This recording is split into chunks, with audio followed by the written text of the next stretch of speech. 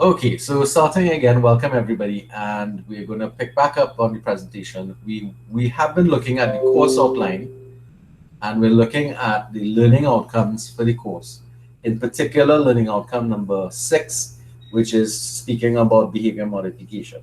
And I was saying to the class that behavior modification is probably one of the highest order of learning outcomes that a course can expect to try and have, because behavior modification, especially the type of modification that we're looking at, is one that tends to take the longest to accomplish over time.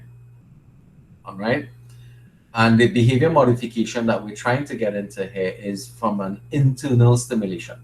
So external stimulation, either through fear or the desire for recognition and reward, those are external sources of behavior changes.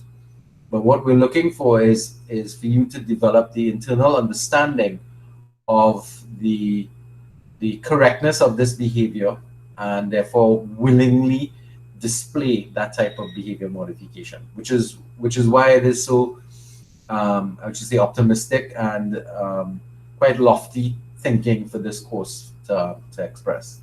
All right, so let's begin to get into the content now of chapter 1. So these are the two textbooks that we're going to be looking at, and this chapter that we're looking at here, the next three chapters, will be from the Exploring Leadership. For those of you who may not have the time to read, I think I spoke to you all last week about this. There are YouTube recordings of the chapters. Did anybody find them? Yeah.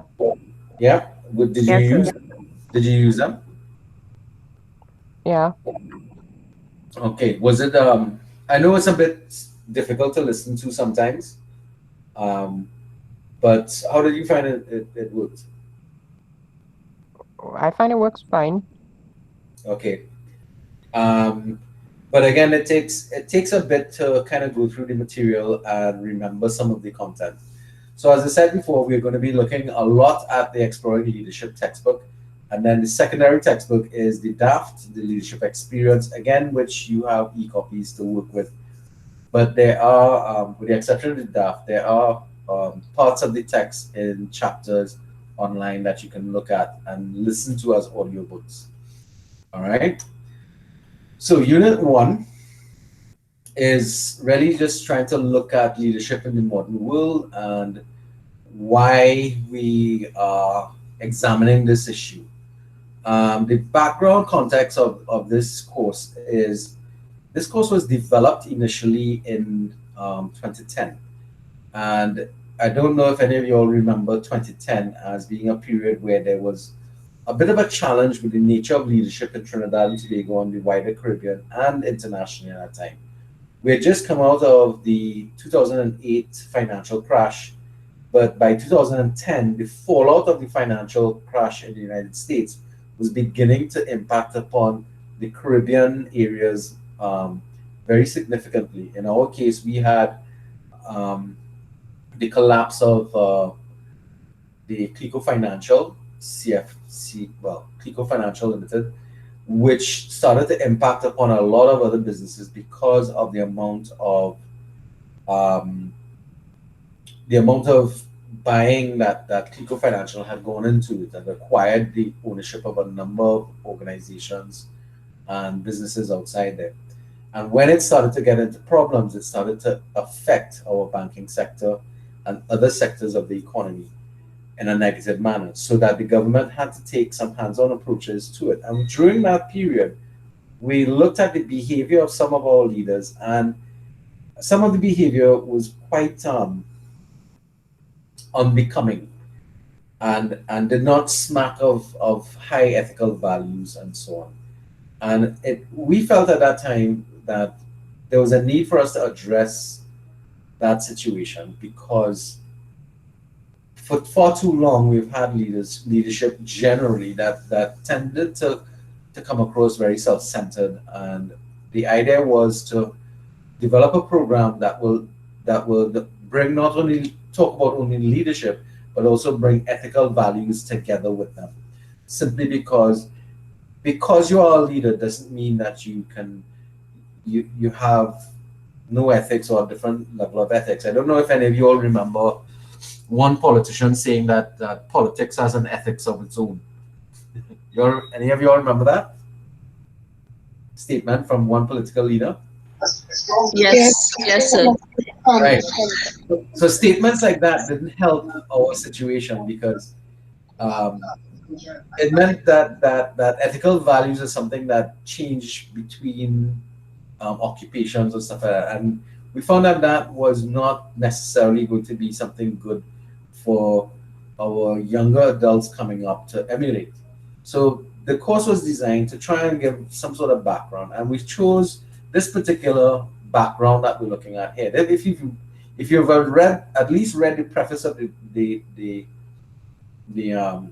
reading the exploring leadership, you realize that this course is aimed at young people who are studying in a college environment who are looking at becoming leaders in the future, or for people in our case where we have a number of people who are already working but are beginning to approach those positions of leadership within the context of their employment. But many of you may already be leaders within your household because some of you may be parents. How many in this class are parents already?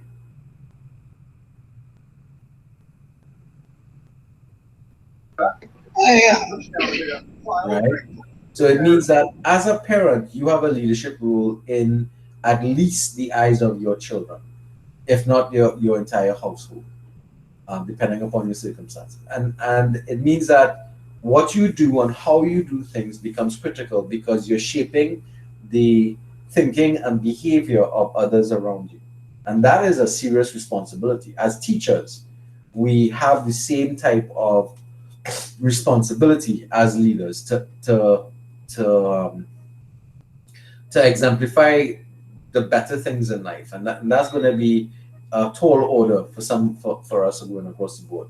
So we have to understand that, and this is one of the reasons why we designed the course, and we said we want to do this from a Caribbean perspective in particular.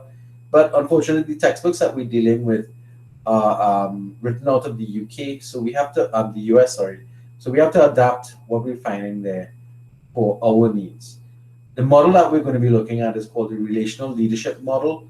And we found that that model actually reflects one of the better models outside there.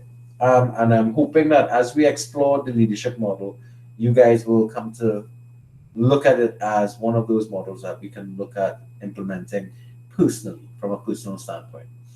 So the first thing is, and the reason why it's called the leadership, the relational leadership model is because it starts with defining leadership as a relationship and a relational and ethical process.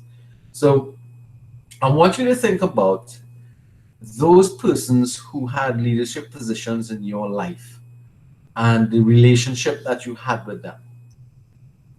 Think about those leaders that you may have interacted with that you had a lot of positive relationships or positive outcomes, and look at the quality of the relationship that you had with them. And that should tell you something about the importance of relationships in um, in getting anything done. So the theory that we're looking at, or the model that we're looking at, not so much the theory, but the model and practice that we're looking at, is going to focus on leadership as the relationship and then the value systems that we bring to that relationship when we attempt to work together towards anything. Now, this one is specifically defining leadership as a relational and ethical process of people together attempting to accomplish positive change. Now, I want you all to remember this: not all change is positive. Okay, so we can have circumstances where change can be a negative aspect. But what we're going to take out of this is that relationships and leadership are sort of married to each other. All right. Any questions on this so far? No? All right. So when we think of leadership, we tend to think of leadership from different frames. So sometimes based on your studies, you see leadership as the political from the political sense. And when we think about politics, we think about generally we think about the leaders in politics. So here we're talking about the leaders of the political parties. What exactly are they doing when we look at leadership through the lens of political sciences? What we're looking at is how organizations and individuals acquire power and influence, and how they use their power and influence to get things done. Um, Now, the method in which they get this power and influence, it can be dubious from one in some instances. So, for example, some people may get power from a gun. Not so. Can you think of any leaders who have arrived at political power positions through the use of guns? Hitler. Actually, no. Hitler was elected. Oh, really? Yes. The guy from Italy. Oh gosh, I can't remember his name. Mussolini. Yes, that's the guy. Why are you going back so far, though? We don't have to go back that far. The right now the Venezuelan president. Again, Maduro. careful, remember he was elected as well, but he's maintaining his political power through force, right? Okay. All right, guys. Let me throw an idea out there for you guys. Think about 1990 in Trinidad. Talking about Abu Bakr. Correct. What did he attempt? Sorry, What did he attempt? the attempted coup. A coup. Right. What was he using Weapons to do what? to take over the country. There you go. That's what I'm talking about. Some people use force and the threat of violence to get to positions of power and influence. Making sense? Oh, I thought you was talking about people who were successful, but yeah, makes sense, sir. Yeah, you don't have to be immediately. At least he was successful for a couple of weeks, a week or so, right? You all remember that? Who was here for that, by the way? Just I wasn't even born yet. Same. I was just thinking. I was. Yes. It was a scary time. I could say I was in Port of Spain the day it happened. It was absolute madness. But the point I'm trying to make is that whenever we start to look at power, at leadership through the framework of political sciences, that's what we're looking at. We're looking at how people get to power and what do they use that power to do, and how do they influence others to act upon it. So there's some images here of individuals who've had power, and how they use it has been diametrically different. You all recognize these individuals, right? They're a little dated because I think this one is the North Korean president, is it? yes, this is Mr. Kim. Yeah, that one. all right. The one before was who? The guy from China. China. Chinese president. All right, Chinese president. How about these guys? You're familiar with these? Not all. Canadian. I Second think from I, left is Canadian. I think the one on the right is Japan. I think. This Lady guy's from Germany. Former British Prime Minister. This is Germany, yes. Yeah, This the is- British lady. Yeah, this was the English lady. She's no longer president now. You have Boris Johnson. So, but you can see Former from German Prime Minister as well. President Not a Merkel, chancellor. Chancellor Merkel. Chancellor. Yeah. Yeah. That's interesting that she still holds the same title that Hitler had. Hitler was Chancellor of Germany. Yeah, that's funny. Really. It is, yes. Because he used the same democratic system to arrive at his position. All right. Smart guy, but ruthless. Well, we will examine some of his behaviors in time as well in this class. The nature of this, though, is that each one of these women or people here represents people who have risen to positions of power in their countries through their ability to gather influence and power and utilize it to get to a position of power. And that power represents a lot of influence internationally, because this is one of the reasons. Loud. This is one of the reasons why we have G7 summits, because you're trying to get these people who have this great amount of influence together to coordinate what they're doing. That's what these things are. When we start to look at leadership through the framework of management and management studies, what we're looking for is the effectiveness of the relationship between supervisors and coordinators. But particularly what we're looking for in this instance is the effectiveness of how we get things done. In essence, therefore, what we're looking for is profit, which brings to mind this gentleman. This gentleman led a revolution in smartphones and became a leading innovator in the cell phone industry. But what kind of individual was he as a leader in the organization? What was his relationship like? A JA. Sorry? He was a JA. All right, I like that honesty. So he was a bit of an idiot when it came to, and very vindictive in some instances too. So he was not necessarily a nice person to work with. But if we measure it from the perspective of successfulness in terms of management, then he was a successful manager or a successful leader when it came to the innovation of technology and harnessing that technology to represent the organizations and position Apple as a leader in the world of smartphone technology and computing technology, correct? Doesn't mean it was a good person, and that's partially part of the problem. What about this gentleman?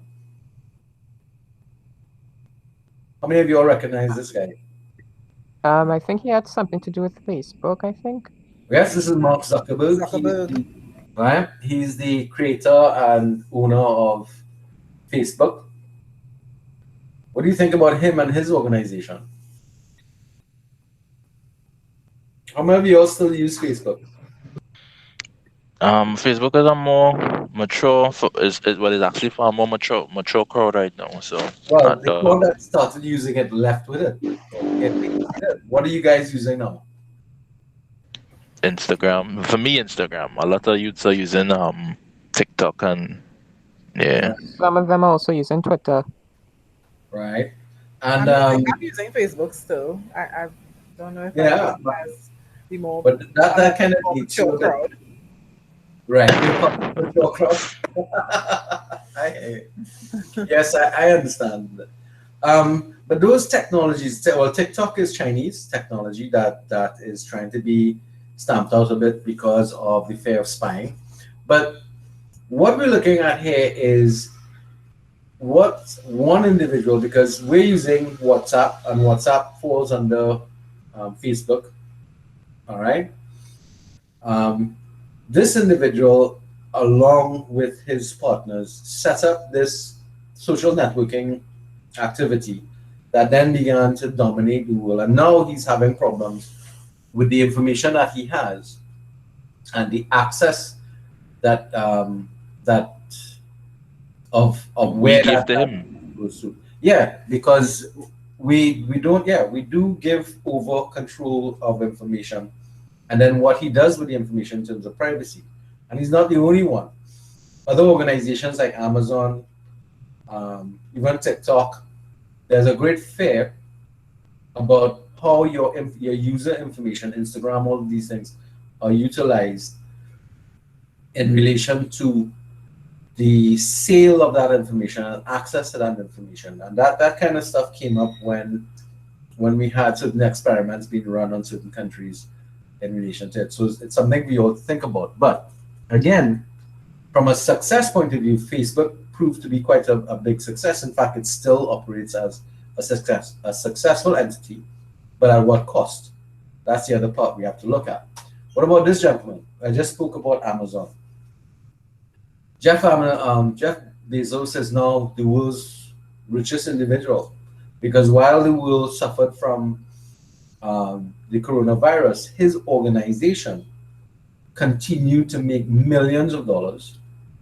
And because online shopping started to peak during that period, because what else can you do when you're stuck at home? Order online. Order shit online, right? But at whose cost? What ended up happening was that a lot of people still had to go out to work in these Amazon fulfillment centers to provide the goods in particular that we wanted to get and send our shipments out, because I mean we wanted to have our whatever it was you were ordering. I know during the lockdown period I bought a lot of hobby things from my mom. Not necessarily all from Amazon, but she wanted a lot of things to occupy her time. So I did do some ordering myself, but at what cost? It meant that people were dying and getting sick in their plants and the treatment. But now he's, as a result of those levels of transactions, the richest man in the world. Understand? So He's no longer the richest man again, sir. I think somebody beat him to it now. Let's put it this way. He was the first guy to get past $1 billion. He's no longer a billionaire. He's something beyond a billionaire. But yeah, it might be right, because that's something that changes all the time. Elon Musk is the guy now, I think. No, I think he surpassed Elon Musk in the last Really? that I saw. Yeah, Alright, cool. he and Elon Musk get it together to organize the shuttles to Mars or whatnot, or the shuttles to the moon. Sorry about that. Okay, but we understand what I'm talking about. From a management perspective, his company is doing well, but from a leadership perspective, in terms of the other side of the relationship, what is that looking like? That then brings us to anthropology. Anthropology is generally a study. Anthropologists study societies around us by looking at how they went about living their lives, usually from a historic pattern.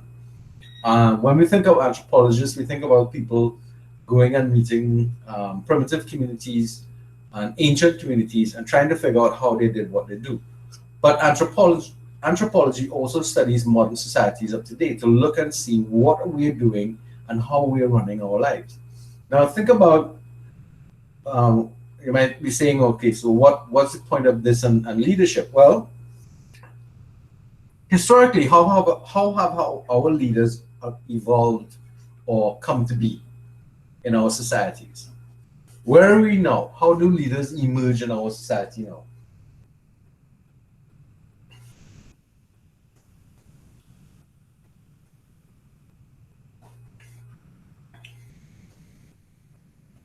So I just guessing here. I think leaders emerge through popularity, like through the social media, through Correct. like So a lot of viral stuff. a lot of leadership right now comes through what happens on social media. Is that something that may have happened in the past? No. Leadership became some forms of leadership. Now we have to remember there's leadership in different spheres of life, correct? That makes sense? So Yes. when we talk about leadership in social movements, for example, like the BLM movement or the violence against women, I'm trying to focus on Trinidad here.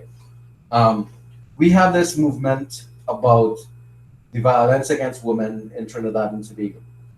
And who's at the forefront of some of these movements in Trinidad and Tobago? Though it would be those individuals that have a social presence that can begin to influence thinking and behaviors in the country around us. That makes sense? Yes, sir. Yes, sir. Yes, it Right. does. So the way in which leadership arrives, or how people arrive in leadership positions, either intentionally or unintentionally, it changes in different societies through time. So, for example, and from an anthropological sense, if you looked at how leaders came to be in more primitive societies, it was by strength or by their ability to explain mysterious things or strange things that generally people didn't understand. So what am I talking about there? What I'm talking about there is the strongest warrior in a clan who can beat up everybody, or the smartest warrior who could strategize the best about how to conquer their enemies, or the person who was able to interpret the skies and the stars and what was happening around on the earth And here we're talking about the seer or the magician or the witch doctor, depending upon how you want to put it. These people are unranked, not so. In most of our societies, teachers fall into that category at one point in time because the teacher was seen as being a leader or potential leader because they were able to take our children and shape them in a particular manner. So from the all understanding what anthropological studies try to do, they try to interpret what's happening, and they sometimes based upon the how old the society is, they have to evaluate it from the artifacts that were left behind and the history that was left behind. But anthropological studies can also look at current culture and start to examine from the perspective of what if you look at this symbol here, from the artifacts, the language we use, the groupings that we utilize, and the physical, the individuals in the society, to be able to work out what's happening in our society and how leadership and other activities grow from it. You see this particular model here, symbols, heroes, rituals. If you look at these things, these are the aspects of society's behavior that anthropological studies look at to be able to determine how, in this case here, if we look specifically at how leadership arrives at. So, and that is centered on the value systems that that society holds. So we're going to see this come up a lot, not the symbol, but values in particular, values and practices are going to come up in a lot of different pieces. Let's look at leadership from a backward lens, which is through history. And when we look at leadership in history, what we're looking at primarily is leadership in the sense where we're looking at it during significant times in the world history. So the first set was during this period here. Anybody? Well, somebody should recognize this. This is Hitler over here. Yes, Mussolini. Nah, Mussolini there. No, Mussolini. That is, This is Joseph. he not there. This is Joseph. Churchill is Stalin. there. Churchill and Roosevelt, right? Roosevelt. Right. So these guys are important because they represented the leadership of the various segments of the society during a period which was known as World War II. And before the world was at war, they were all leaders in their country. And as I said before, Stalin rose to leadership based upon, he actually was the one who arrived in Russia through a bloody coup. So he was the one who arrived at leadership through arms. In Germany, Hitler arrived at leadership through his ability to manipulate people and take over the leadership through sheer mass. It's a more complicated situation with Hitler. Of course, Winston Churchill and this gentleman here, Roosevelt, arrived at Roosevelt. they arrived at leadership positions due to their ability to command the support of the majority of individuals in their parties, and then the support of the people in the country. All right. So these were looked upon as being more democratic. Even as I said before, in terms of Germany, he was more democratic as well. Whereas this gentleman, he came to power as a result of force. But they all rose to prominence because they represented a very strict and stringent part and very difficult part of the history of the world, right? As was called World War II. Now, what about this gentleman? Where in history does he sit, if you recognize him? What events brought this gentleman into the limelight? Segregation. Civil rights movement. The civil rights movement, right? So this is Oh, Dr. Martin Luther King, all right? And during that period, he rose to great leadership potential in this case here. What about this gentleman?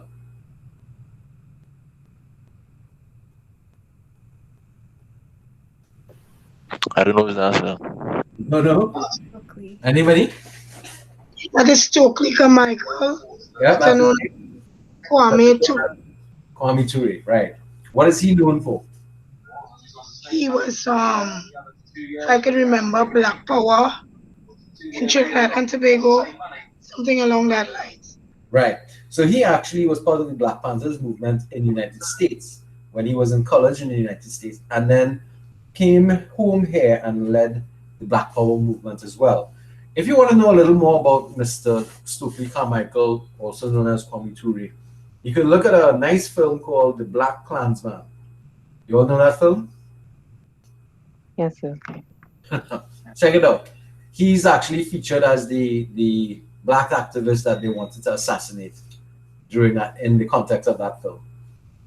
Because then at that point in time he was making the rounds to all the colleges, giving speeches and stuff, inspiring the social or the civil rights movement in the United States at that time.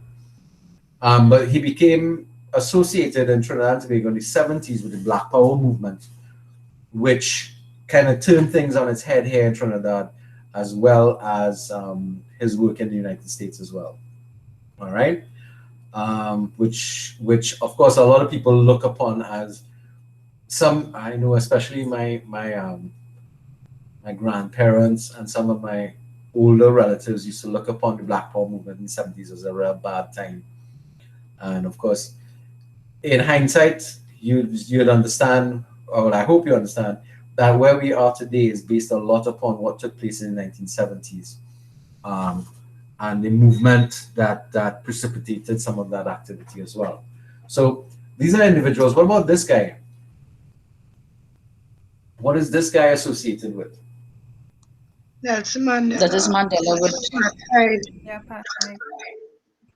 Right, with the dismantling of the apartheid, and became the what? Prime Minister, President of South Yep, he was Africa. the first black president of South Africa. All right, so y'all understanding the significance of how leaders can arrive in history when there's turmoil. So that's a different look upon leadership, and how it works in different things. We tend to remember these guys more as potential leaders than we do in some other instances. All right, so what about psychology and sociology and how they look at leadership? So when we look at it, what we have to do in terms of psychology, we are looking at it from the individual perspective, and sociology is looking at the individual interacting within the group. So in essence, leaders have to come out of groupings, social groupings. So when we start to look at the modern social networking and that type of stuff, the social networks and the social compacts that exist in Trinidad and in the world, how do individuals rise out from those groups, and or more importantly, how do groups become more dominant in relation to other groups that existed before? So psychology and sociology have put methods in which we start to look at those things.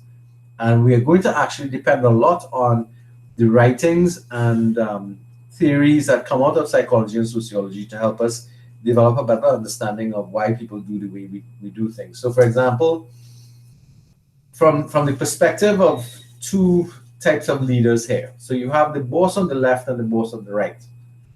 Now, if you are a leader, which boss would you prefer to be? Or which leader would you prefer to be? The one that drives employees or the one that coaches employees? You were not coaches employees. You sure about that? Well, I was just going to say that because it could be either of, because some people need somebody to drive them. It doesn't necessarily mean that you're going to be holding a big stick over them, but drive probably just from your example. Okay. Yes, I agree with that. All right. So let's look at this a little bit. So change your perspective in terms of being the leader and now be the worker. Which worker would you prefer to be?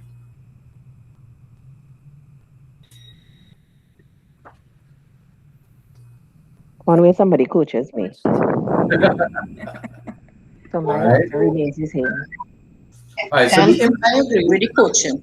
yeah. The implication here is that the boss is somebody who drives you but does not emulate and motivate and stimulate people, but just tells you you have to get this done by any hook or crook, all right, which drives employees. It means that the relationship, if you look at the difference here, it speaks to the relationship between the two sets of individuals. The individual who's the boss has to be hard, and they have to yell and shout and instill fear in individuals to get things done. Whereas in the second instance, the implication of that diagram is telling us that leaders would need to be inspiring and motivating and do and lead by example, as opposed to um, lead from behind, if you understand what I mean. All right. So again, it's about perception of what you see leadership to be. And these individuals here have played a pretty significant role in some of the content that we were going to be looking at. All right. So this first one is Sigmund Freud. Anybody recognizes these other two gentlemen? I think one is Maxwell, the one with the beard, and It's I'm not sure who's the other one. Karl Maxwell, I think is his name. not Maxwell, Karl Marx. Karl Marx, yeah. Interestingly, Karl Marx is also the creator of the concept of communism. He didn't call it communism, but communism and socialism. Um, And he that's stated that religion is the opium of the masses. correct. Yes, I love that you remember that. Um, Look at what Sigmund Freud says here. Religion is an illusion. It derives its strength from the fact that it falls in with our intellectual desires. That's Sigmund Freud. Now, Freud is important with in terms of understanding. How many of you all know about the concept called the id?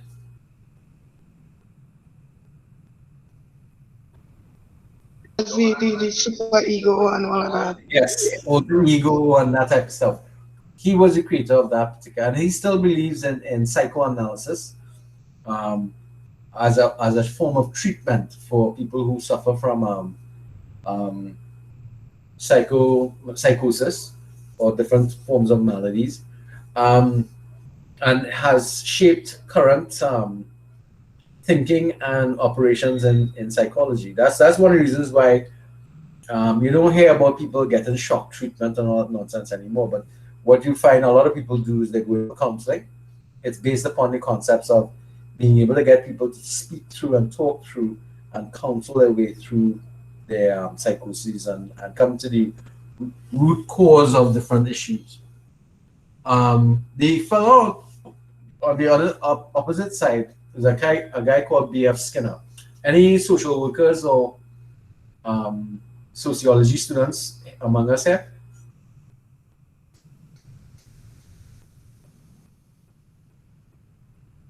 No social work people, no psychology people. All right. B.F. Skinner is a behaviorist, and he actually developed a number of theories that we're going to be utilizing in this class. He is also very important in the development of education theory, behavior theory in education that actually kind of sits at the bottom of some of our stuff that we're looking at. So we're going to rely heavily upon the writings and musings of these individuals in terms of the nature of the psychology and sociology of the theory that we're going to be looking at. And that's going to be important in relation to the development of the ideas that we're going to be going to. All right, so question here. How does your field of study approach leadership, or how does your field of employment approach leadership? So this kind of opens us up to some questions. So let's look at that to begin with.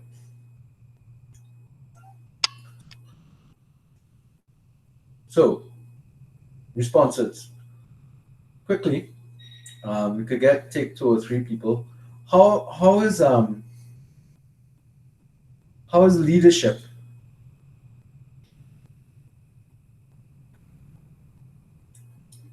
treated within your organizations? or from your, let's say Mario, I'm speaking to you. Um, how is leadership treated in your discipline? Um, well, do know I only have little experience in the clinical field, so I may not um know much a lot about that, Hmm. but it's normally more of a I think in radiographer's perspective, what we would normally do is just take the card and see what the doctor wants to view the patient, and then we do the X-ray film, and then we give it to the doctor for him to do the diagnosis. That's kind of how it is. But if we suspect a mistake in terms of anatomy, or like there's something off about what the doctor wants, then we will have to ask the doctor about what's going on. All right.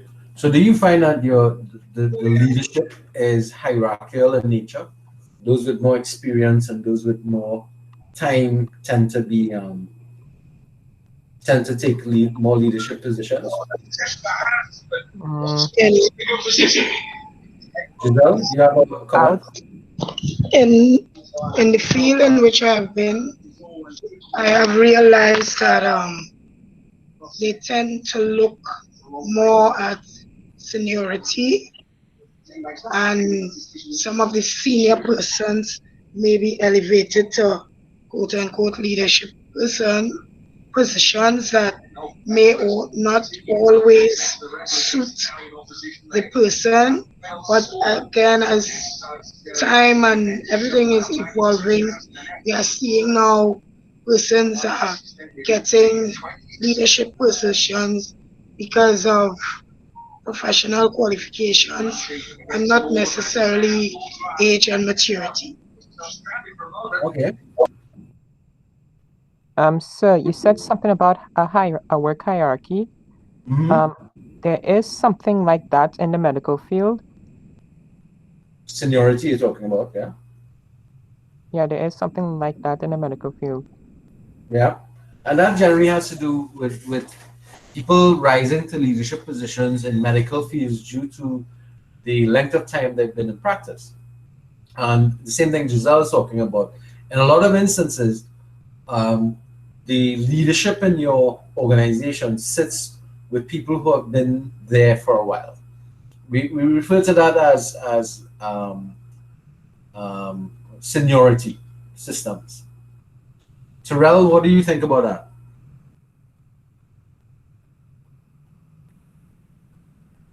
Is she still there, or anybody else who wants to comment? So I think in the medical field there's a lot of individual leadership because most doctors and nurses have to make like snap decisions that could either be life or death. Well, you expect that they will be able to take leadership positions. Does it always happen? No. There are some No. doctors and nurses who lack the wherewithal to be able to take leadership positions in certain circumstances. Yes, Uh, I should. Yeah. but yes, you're right. We expect that in different circumstances or various circumstances, nurses and doctors should be able to take the lead. But why should they be the only ones we expect take to take the lead in any circumstance or situation? Is it because we are afraid that our judgment is going to be so badly off? Guys, Well, it's yeah. like, Yeah. well, what you see, this is something that happens in some families. Somebody gets a job based upon some years of study, and then they they arrive at leadership positions inside a family. Why is that? Simply because they studied for a while. So you are chop liver, you have no experience to bring to the table. You did not exerting yourself as a leader. You understand what I'm talking about? Yes. I think some people it has to do with their personalities. I have seen it within my family. Um, There are, and when I say my family, I speak of my aunts. Hmm. Um, there are those who have the experience, like, okay, two in particular, one have the experience, one have the education, right? You tend to find a loggerhead with both of them because, they both feel and at some in some instances appear to be leaders, but it depends on the situation sometimes, as opposed to the others who pretty much have no say for whatever reason that would be. Now, within my organization, sometimes you would find people will move up because of seniority, um, but that is not that is kind of rare. It doesn't really work like that by us.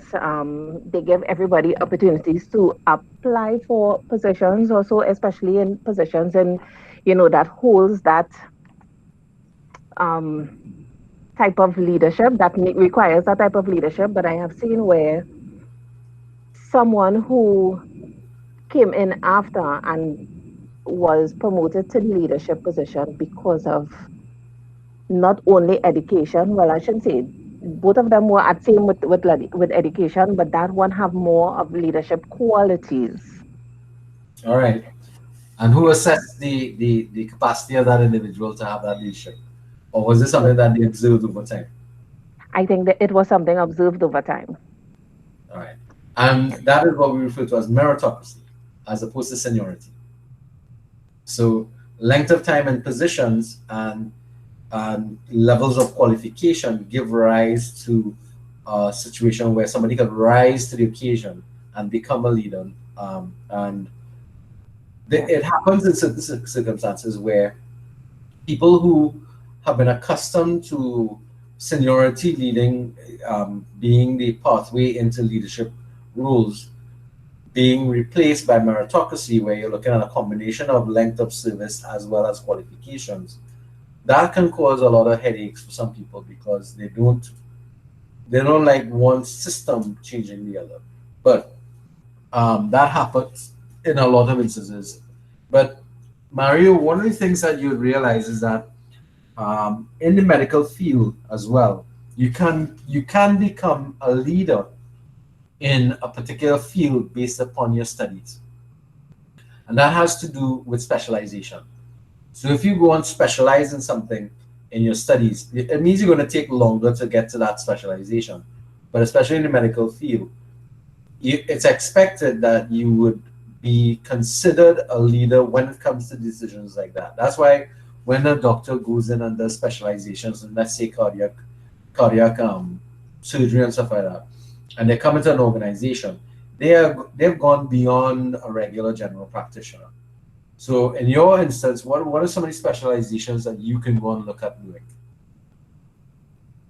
And as a radiographer, there's I think ultrasound, MRI, um, I Yep. think CT.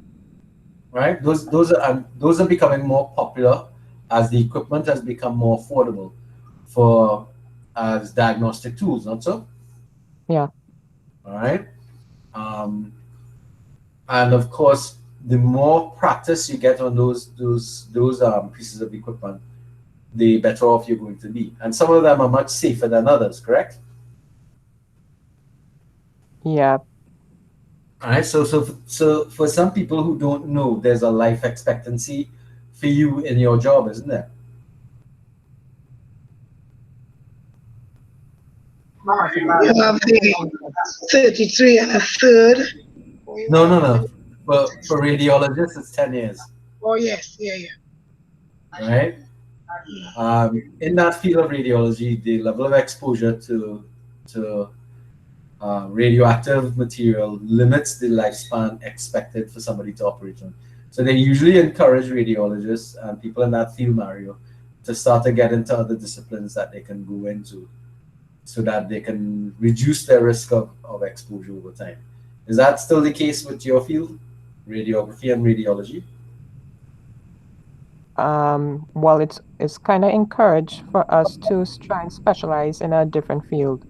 correct? Because there's an expectation that you can only spend a certain amount of time Yeah. in the field because of that. All right, so let's go back.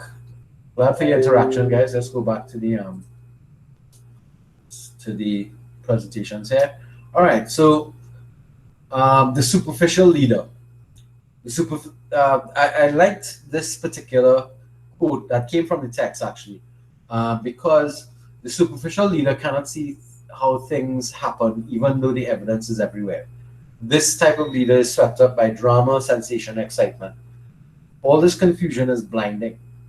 But the leader who returns again and again to awareness of process has a deep sense of how things happen.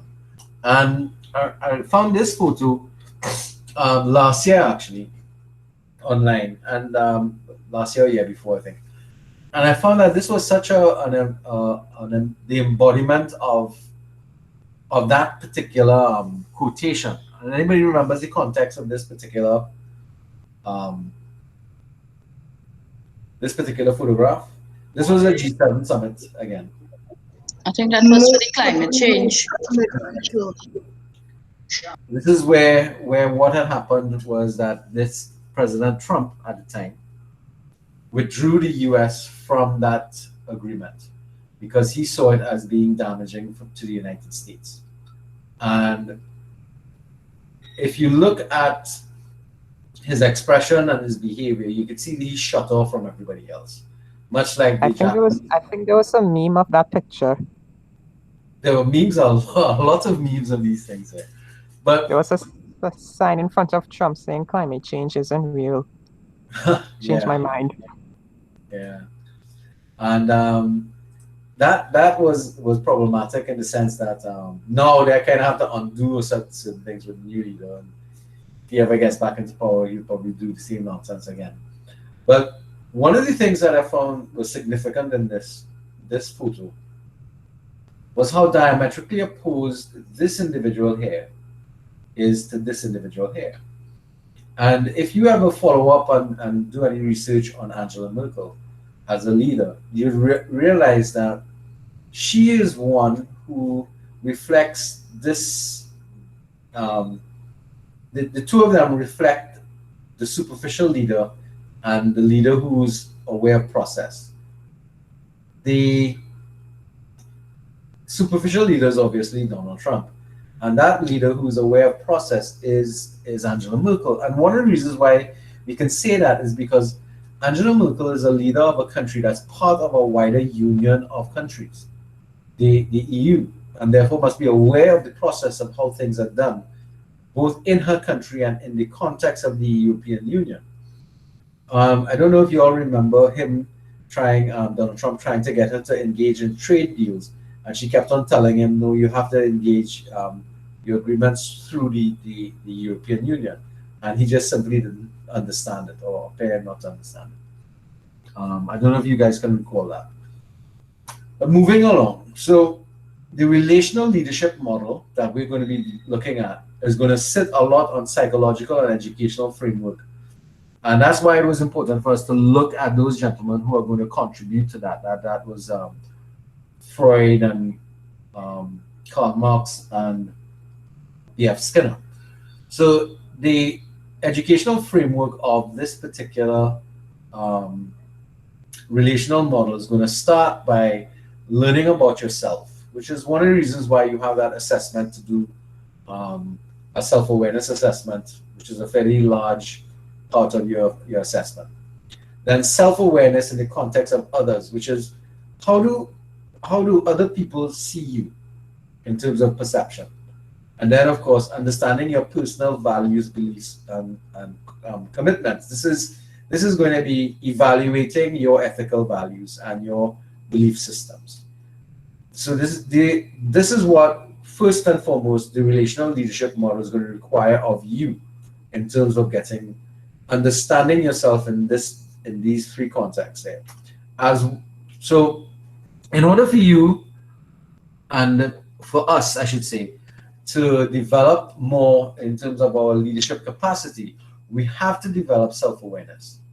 And that development of self-awareness requires the development of effective listening. Effective listening is required for us to be able to engage in collaboration. For us to engage in collaboration, we are required to understand what is compromise, and we need to be putting all these things into practice on a regular basis. Now, what exactly is effective listening? Let's hear some concepts or ideas about that. What is effective listening from your perspective?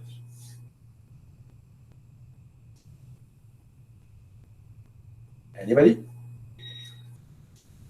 Taking notes of key points. Okay. That's it. So I think effective listening is not just hearing listening to what somebody's saying, but actually hearing what they're saying, looking at their body language, listening to the tone at which they're delivering what they're saying, and making a judgment call or making some form of analytical review on that. Well, you have part of it right, because what you're talking about there is more the practice elements, but the part about judgment is the part where you've gone awry. What is effective communication? Who's the mass comm people here? Define for me what is effective communication.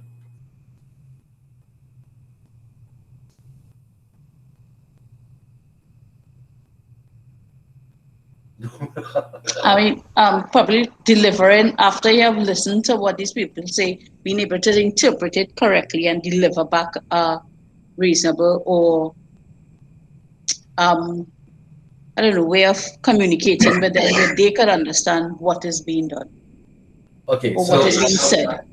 what I was actually a kind of working definition for what is effective communication, and for those mass comm people in the grouping here, what I was looking for is something along this line, is that effective communication requires mutual understanding, so that when we're communicating between two or more people, the goal is for us to achieve mutual understanding. What is mutual understanding? Mutual understanding is whatever I say or mean to say is what you, as the receiver or the recipient of the message, understands it to be. Now, in order to be able to listen properly, there are a couple of requirements that are necessary. One, listening and hearing, as you said before, and looking at the person. Now think about it. That's why teaching a class like this is so difficult without being able to see you guys. For the simple reason that not being able to see you is part of the process in which I would normally utilize to measure the effectiveness of whether or not I'm communicating with you. Simply because I can tell via visual cues that whether or not you've understood something or not. Now, in being in this situation I am now, I'm guessing at that, and it's it's a bit frustrating when you're trying to teach somebody. It's sort of like how women feel when they're talking to men, and men are just taking them on. Not so. They're not showing any emotional responses. Guys, don't take me to task for this, but that's something that I'm thinking it's equivalent to. And it's frustrating to communicate with somebody where you have no clue about how they feel about what you're saying or not, because there's no reaction. But the one thing that is required to have effective listening, to be successful as a listener effectively, is to in fact suspend your judgment. Now, it's easy to listen to things we like, but it's extremely difficult to listen to things that we don't like, because it offends us. And because it offends us, we begin to judge it. And once we judge it and evaluate it, we are going to start to reject what the other person has to say. Now, effective listening requires that we suspend that judgment and we remove from it whatever perceptions that we think we have about the concept or the idea. Now, I'm not saying that's an easy thing to do, but that is what effective listening requires us to do. Because it's only after we get into effective listening, the practice of it, can we actually begin to engage in proper collaboration and engage in compromise. Because it requires that we fully understand why somebody is thinking the way they are. And we're going to see that theme come back up again and again in leadership development. We have to try to understand other people as much as possible. And that's going to be a critical element of leadership development. So far, so good. Everybody understands that thing of suspension of personal beliefs and suspension of judgment. You understand that, right? Yeah. Yes, sir. And that's not easy. Huh? That's difficult. All right. So, Yes. foundation principles of leadership. The first foundation principle is that leadership concerns us all. A lot of us have a tendency to think that leadership has nothing to do with us. And that's not true. I oftentimes hear people say, I'm not concerned with politics because that's them people business. I had them to do that. The truth of the matter is that it has everything to do with you, because if the vast majority of people take a hands-off approach to the political leadership of a country, then whoever arrives in power can do what they want because nobody cares.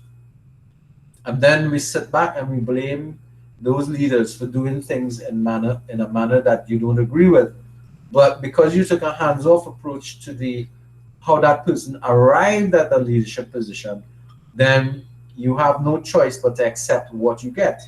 And in a lot of instances, that's what happened in Germany during the era of Hitler, where there weren't enough people paying attention or willing to act upon the process of how he came up as a leader, because it appeared as if he had a popular movement and he was able to sway the vast majority of Germans into believing that his perception of how things should be and ought to be was correct. And that led to some, well, for those of us who are history buffs, where we talk about. That's why leadership is a concern for all of us. And we have to be aware of why or how leaders are arriving in positions of power, because ultimately they impact upon us.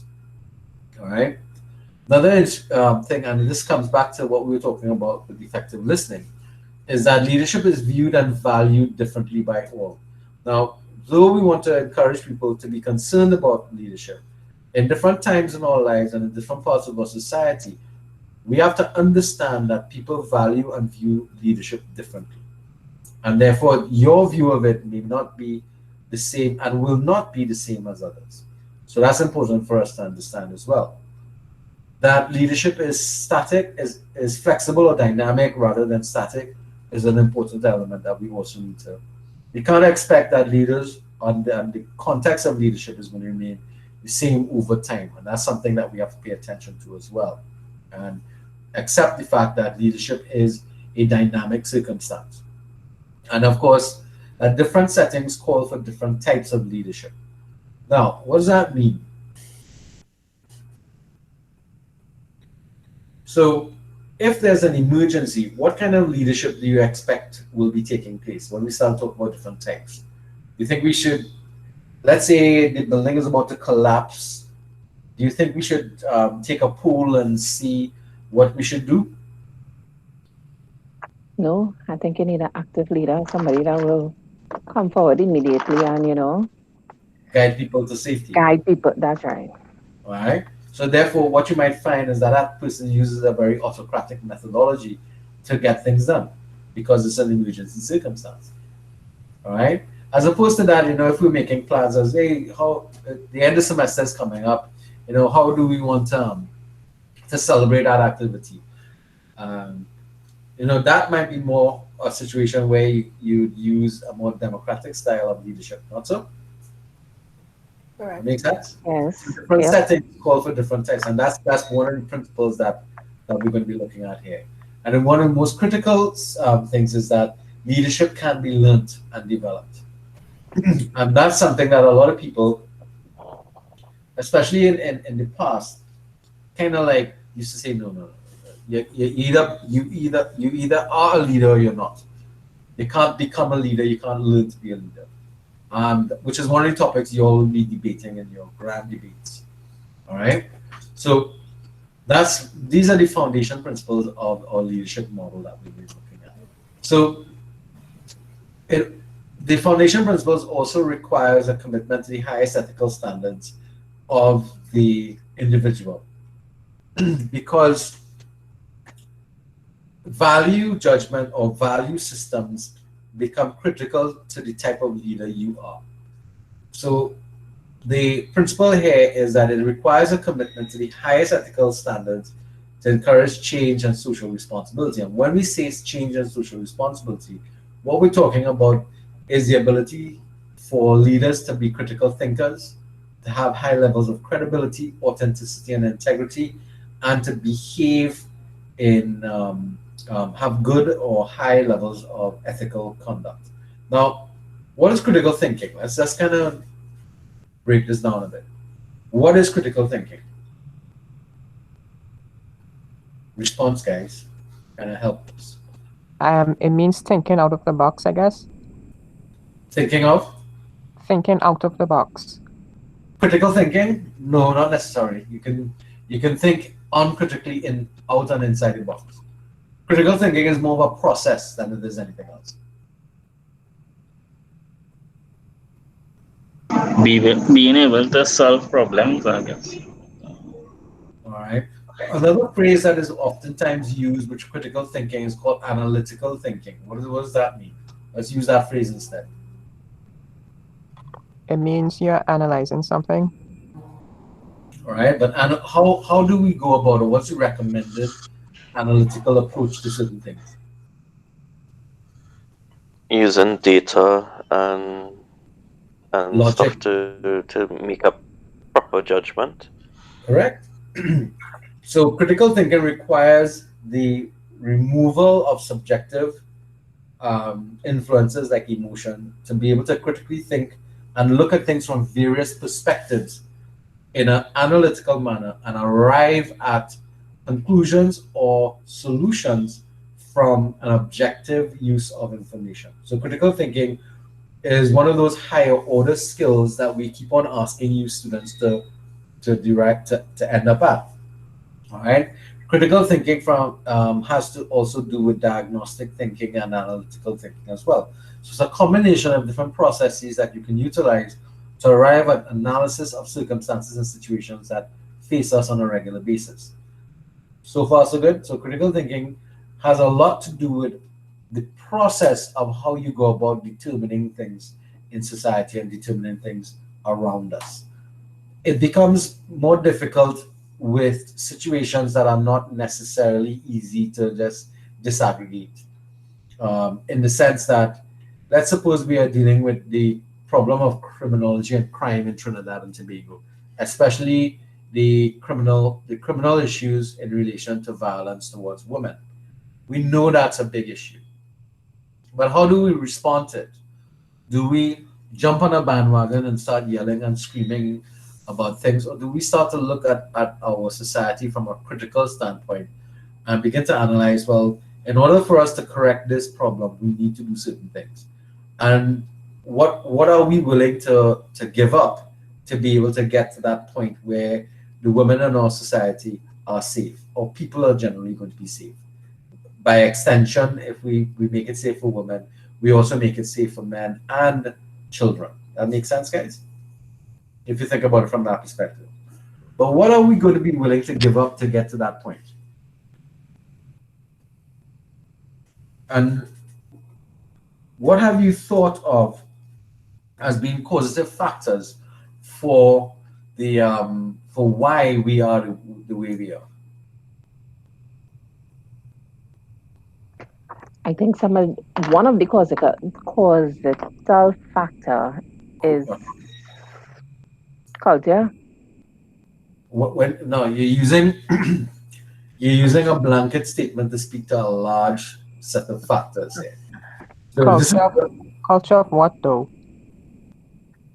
Well, so ask me that question again. ask you what So I would question. think learned behavior. Learned behaviors, yeah. So I Culture. think we are creatures of habit. So sometimes change is difficult. Well, that sounds like culture. It sounds like culture. Now, the thing about it is that That welcome, Miss welcome, Mr. Bryce. Um, Gideon. All right. Um, now, one of the things that happens when we are trying to evaluate tricky things in society is a tendency to drop labels. You follow me? So we say the reason why we have so much problems with violence against women is because of the culture of our society. What culture is that? Well, the culture of well, there are a number of aspects of that culture. You have how many of you all are familiar with the domestic abuse cycle? We have no sociologists and social workers here at all I in was this only meeting. introduced to psychology and sociology, but we never went to in depth like this. But no, I'm asking you to realize that the problems that our society face is not as simple as so when we listen to our leaders outside there bring solutions to us, we have to evaluate it. But if we don't know enough to evaluate it, do we trust that they know what they say? And how do we find out whether or not what they say is going to be any good in terms of So, finding solutions to our situations? okay, So Go so I I ahead. think just want to take back what it is I said because I didn't, I don't find it was connecting to what you were saying. But how do we find change if it is we would then have to research for ourselves, no? Like Correct. to bring Yes. about the But how many um people in our society do that? That mm, something is suggested as a solution to a problem, and we just simply accept it because they say so, and them supposed to know, right? A yeah. critical thinker would do what? Learn. I, Sorry, Mario, what was that? uh, I was saying learn or educate. Correct. And in today's environment, it's so easy to find out information about things. Um, and you understand the internet is not just for porn, okay, guys? It's for use for the Google search results come in for the year yet. Um, so the idea is simply this. Sherelle, you were making a very important point. The finding solutions to things is one element. We depend upon the experts in our society to suggest the changes and to do the analysis. The difference, however, is the general nature of your society. Whether your society is just going to follow along or whether or not society is going to actually question in a critical manner. And this is the whole point about you guys in particular. You guys are joining the ranks of the critical thinkers in our society. The expectation is that if you've done this level of education, that you have the capacity to look at social problems from a more analytical point of view, not necessarily from a level of specialization, but you can still apply those analytical and critical thinking skills in part of the assessment of the problems. Now, I think Savita wanted to say something. I saw her unmute a little bit there. Savita, you want to contribute?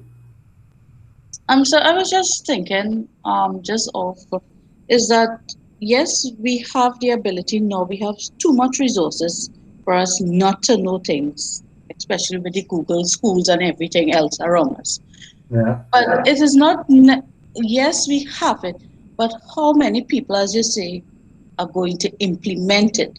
Knowing about something and implementing it in your day to day life, it is much more difficult than just saying, yeah, I know this, and I'm not, and it just remain right there. And another thing with society, especially Caribbean society and Trinidad, I think we more look at finding a bandage for a symptom rather than the cause. And that is something we really, not only as individuals, have to really pay attention to and deliberately want to make a change for ourselves and not our leaders only. We can't just depend on somebody else to do it for you.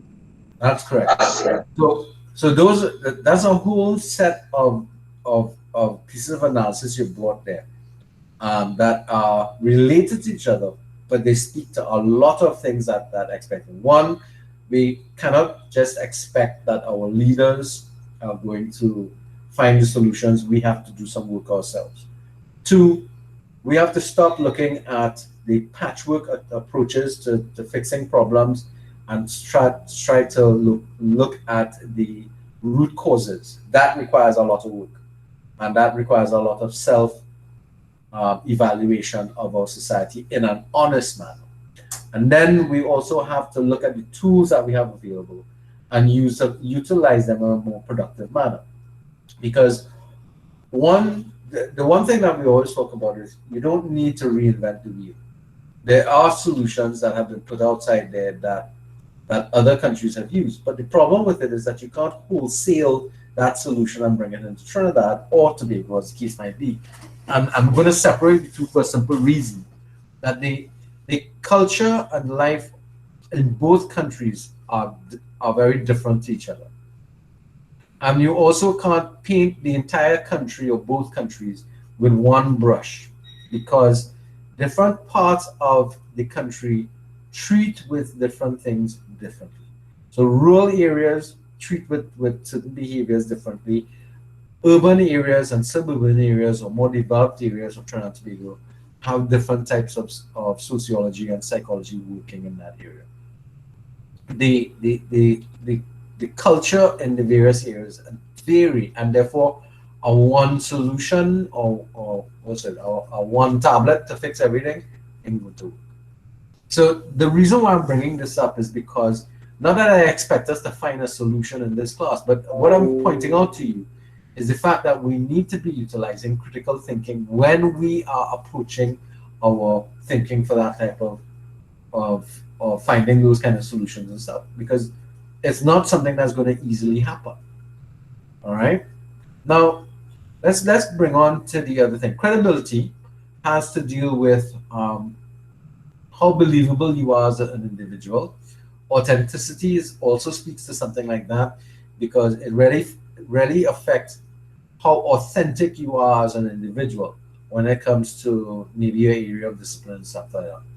How truthful, and both of these impact upon your integrity, because your level of integrity is affected by your believability and your honesty, and collectively they all come to impact upon your ethical conduct. Now, these are important, because if you're a critical thinker and you're putting solutions forward, would your solutions be credible, authentic, and are you considered to be somebody of high levels of integrity? Now, that's a problem that we face in this country a lot, because a lot of critical thinkers may have put out into the public solutions to particular problems, but because their integrity and credibility has been affected by things in the past, we don't believe them. Have you ever realized that about leaders? That somebody can put a solution forward, but because of who they were in the past, we don't believe them or we don't trust them. And therefore you understand now the importance of those four features here or characteristics here in terms of being a leader. Because unless you have high levels of credibility, authenticity, and integrity, people will not believe you, they won't trust you. And unless you can manipulate people to believe you, then that, which is a different issue altogether, then you have a different situation there. All right? But you understand the relationship between these because of how important it is. So regardless how much critical thinking you can do or bring to a situation or a problem, then if you don't have these set up, then you're going to be in problems. All right. So everybody else wants to ask any questions about that? I know people are making some interesting comments there about the violence issue. Anybody else wants to add anything before we move into this area of the developmental process? No? All right, let's continue then. So when we start to get into leadership development, there's a three three-way process that we're going to start. We're going to start with the knowing. So a lot of what we're going to be doing in some of the chapters is getting to know the various aspects of the model, and the model is going to encourage you to get to know yourself, get to understand how change occurs in other people in particular, and understand why others may view things differently than you. And that's important. That brings us to this here. How many of you all, looking at this image, let's focus on the first image in the corner here. How many of you all see a young woman? And how many of you all see an old lady? I'm not really Young sure. In woman. my perspectives, I'm seeing. I can't see the face. It's like turned in. I'm only seeing the back or something. So you're It seeing a looks young like a young woman. looking That back looks. over her A shoulder. young woman. Yes. A young woman. That looks like one I of those. seen old ladies. I'm saying the young woman, and then when you look again, you're focusing on the old lady. So I would say the young woman first, and then the old lady. I'm trying to see where the old lady is. I can't see. Or in my perspectives, I'm seeing a young lady. All right. So what you want to do is the picture is actually one of perception. It's a perception exercise, Mario. So don't worry if you're only seeing one. It's really what you need to do is probably change the direction as you're looking at it, and see if you can see an old lady looking down. Look, down where? Looking down. Just all right. So the mouth of the woman is in the young lady. She has a necklace on, right? Like a choker chain. Yes. Yes, sir. Right. Let that choker chain be the mouth of the older woman looking down. Oh wait, Oh, what's that? What's with a that? big nose, sir, with With a a big big nose. nose. Yes, correct. Yeah. Well, What? I still ain't seen it. Oh my I seen a goodness. young woman. You have to look away and then look again because it's a more for a thing. And if your left brain or right brain is dominant, so that's why some of you may pick up the young lady first. Wow. Because which side of the brain is more dominant? But And if you only seen the young lady, like which side of the brain is more dominant? If you know. Can't remember. That's the thing. Can't Can't remember? remember. Alright. Because I swear I only see the young lady. I myself, What you Honestly, I say? I, see the can young I lady only as see the well. young lady. I can't see that old lady at all, boy. all right, Yeah, Same what's here. happening? I'm gonna show something. You see where my cursor is there now?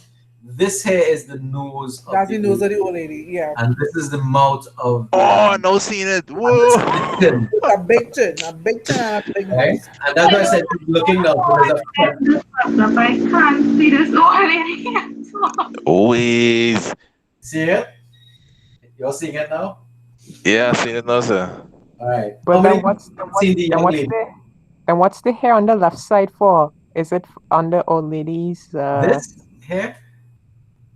This Is hair that That's would like be I just scarf. the old yeah, that's lady his scarf. scarf over her head, yeah. And these things here would be like a coat that she's wearing. And you know this is so amazing because I'm looking at it. I'm not seeing. I'm seeing what you are saying, but when I look at it first, I am seeing a tree in a deep valley. Wow. A tree. Okay, Yeah. so no, great? Neck, that's Now I'm seeing a neck. tree this time. Right. So you see, and the black hair on top is like the leaves uh-huh. with like mountains and Back, yeah. wow. I can see that too. It's not meant to be though. Well, I probably So living in an alternate universe. no. But can you see like the old lady yet? Yes, When I when you made the uh, but when it connection with first the came up. stuff, but the first thing I saw was the young lady, and then before you came up with the old one, I saw the tree. All right, okay, cool. Making sense. All right. Let's look at this one down here. This one's much easier. Is this a duck or is it a rabbit? I can't duck. decide. They both look. A rabbit. I can't decide. One looks like a duck and the other one looks like a rabbit. Right, but it has to do with what you do with this. Is this the front or is this the back? Oh, You right. follow? Yes, yes, yes. So if it's the front, then it's a duck. But if it's the back, it's the ears of the rabbit. And this here is the nose. You follow what I'm talking about? So again, Yeah. what we're looking at here Yes, sir. this is a perception exercise. And the big one, of course, is what is up here. There's one event taking place here, but the two individuals are viewing this in the same way. Now, look at the problem here. Both persons are seeing the arrival of the other one as that they are saved. So we can anticipate that this person is abandoned on a lonely island by himself, and this person has been drifting in the ocean by himself. So now that they see each other and one is approaching the other, is it that they are saved? Not really. Both of them are doomed. Well, I mean, at least if we'd have some company, I guess. But in Yes, essence, But they'll die together. right? So the difference here is what we're looking at here. If you look at the caption, it says the bittersweet meeting of perception and reality, because perception is based upon what you see and how you perceive things. And the important element about that is the fact that perception is reality. If if all you see is this guy coming in and all you can think about is, my God, he's coming in and I'm going to get saved, then that is your reality until you start to understand the other side, because the other person is also waving his hands and behaving like he's out there. He's been probably sailing for days on the ocean and hasn't had water to drink, hasn't eaten anything, because I mean that raft doesn't look like it has much on it. And he's coming in there and he's seeing somebody waving on the shore, and he's thinking, hey, this guy's going to be able to help me get back home. But the fact of the matter is that um, my perception will not change until I begin to experience what life is like on that side. You ever heard the saying, grass is always greener on the other side? Yeah. All right. And that's the concept about perception. Perception is always that other people have it better than you. You ever have that thing? That other Unfortunately, people yes. other people's lives are better than yours. And you can't see what why they're complaining about certain things. All you're taking what's this kind of phrase that we tend to make, all you do appreciate the little things in life you have. And the reason for that is because you haven't walked in their shoes before, and you can only assess it from the experiences that you've had. Now I can give you a story. For example, when I first came into working in Costa, we were using City Campus. That's the campus in Port of Spain. Primarily before that, I used to be lecturing at John Donaldson Tech, and in John Donaldson, the institution was we had classrooms that were these hot boxes. There was no air conditioning. We had no library to speak of. We had no internet connectivity. Computers, you had to provide your own and stuff like that. But when I came into the college itself to start to work, the place was air conditioned, was comfortable. Classroom spaces were cool and whatnot. You had access to a lot of equipment that I didn't have before, and I couldn't understand why lecturers at Costa were complaining about the things. But it had to do with my perception, because I was measuring their perception based upon my understanding of the situation I worked in before. So only when I started to work there for a period of time, I started to see the problems that they were referring to that created the issues of the learning environment there. And that's because I didn't take the chance to walk in their shoes for a little while. That making sense, guys? Yes, So sir. Like, the Yes, sir. only Yes, right, sir. the Yep. only way we have to keep on remembering that the only way we get to understand how other people view things or look at things is to be able to evaluate their perception from their perspective. But it's difficult to do. It's only when you start to feel the impact of it yourself, that you begin to say, oh, this is what they meant when they said, things were problematic. All right. So, and that goes back to the previous thing. We need to understand how and why others view things differently than you do. And we don't necessarily need to judge them, but we do need to understand why they're seeing it in that manner. So far, so good. And that's the knowing principles. Let's look at the being principle. This the second part of the process. You must be act ethical, principle, open, caring, and inclusive. Now, ethical we'll get to in a lot. Ethical and principle we're going to get to a lot of that in a bit. What does open and caring and inclusive mean to you?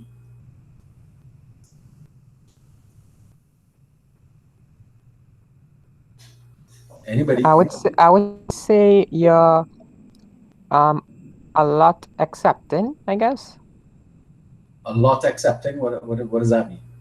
I'm Sorry. just saying based on the words I'm seeing, inclusive, open, caring.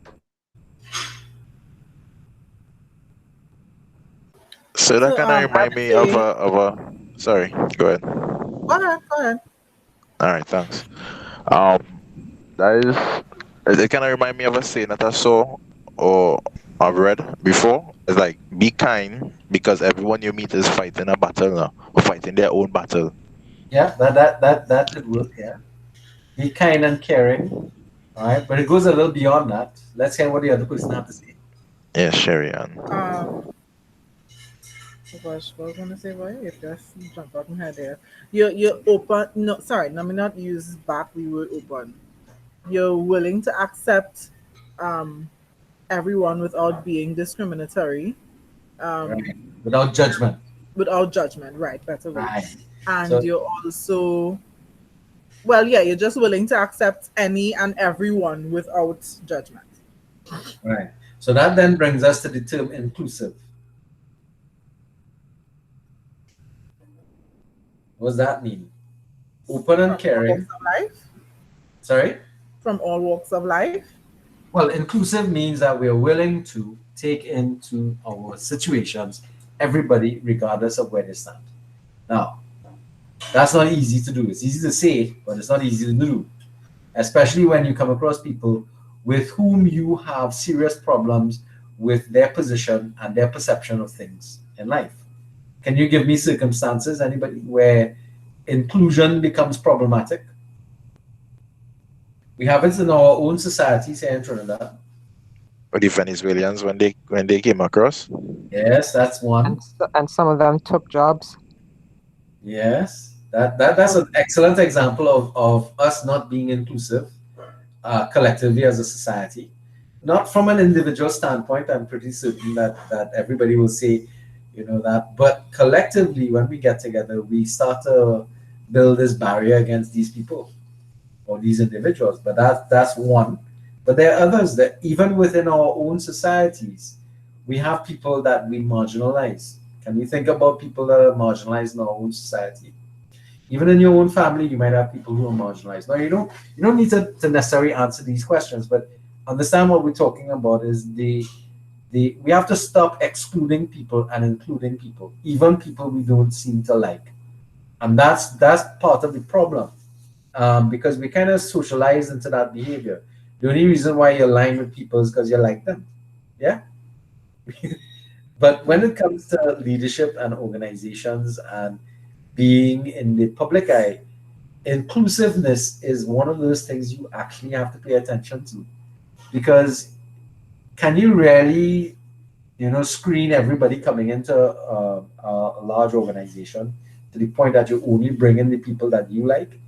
Think about what kind of organization you will end up having if you screen the organization to only have people who think like you and look like you. It'll be a fairly monochromic kind of experience. And unfortunately, there are lots of people out there who actually have that very firm belief that there's only my kind of people. I don't know if you all understand what I'm hinting at, and some of you Yes, may. racism and Was that classism. the other thing? Yes. Correct. Yes, that's what I'm talking about. And that part of the being That's aspect, even with gays and stuff. right? And we actually have to engage in that in examining some of our own problems in those areas, both from a society and from an individual perspective. Because once we begin to understand that leaders in especially um, in multicultural environments, and in our case, what we like to call cosmopolitan countries, we have to be aware of this fact that you can't seem to have um, principles that are inclusive in nature, because then you're going to create larger problems to the society that we're dealing with. All right. So let's look at this gentleman here. He says here, the caring leader. Having a personality of caring about people is important. You can't be a good leader unless you generally like people. That is how you bring out the best in them. And I have found that this is actually true. Anybody knows who this gentleman is? Richard Richard Branson. Bronson. Richard Branson, Yeah, familiar with any of his organizations? Virgin Airlines. Yep, Virgin Airlines, Virgin Records, and he made a lot of losses in his life before he got into to things like that, right? But the point I'm trying to make is that what he said here makes sense.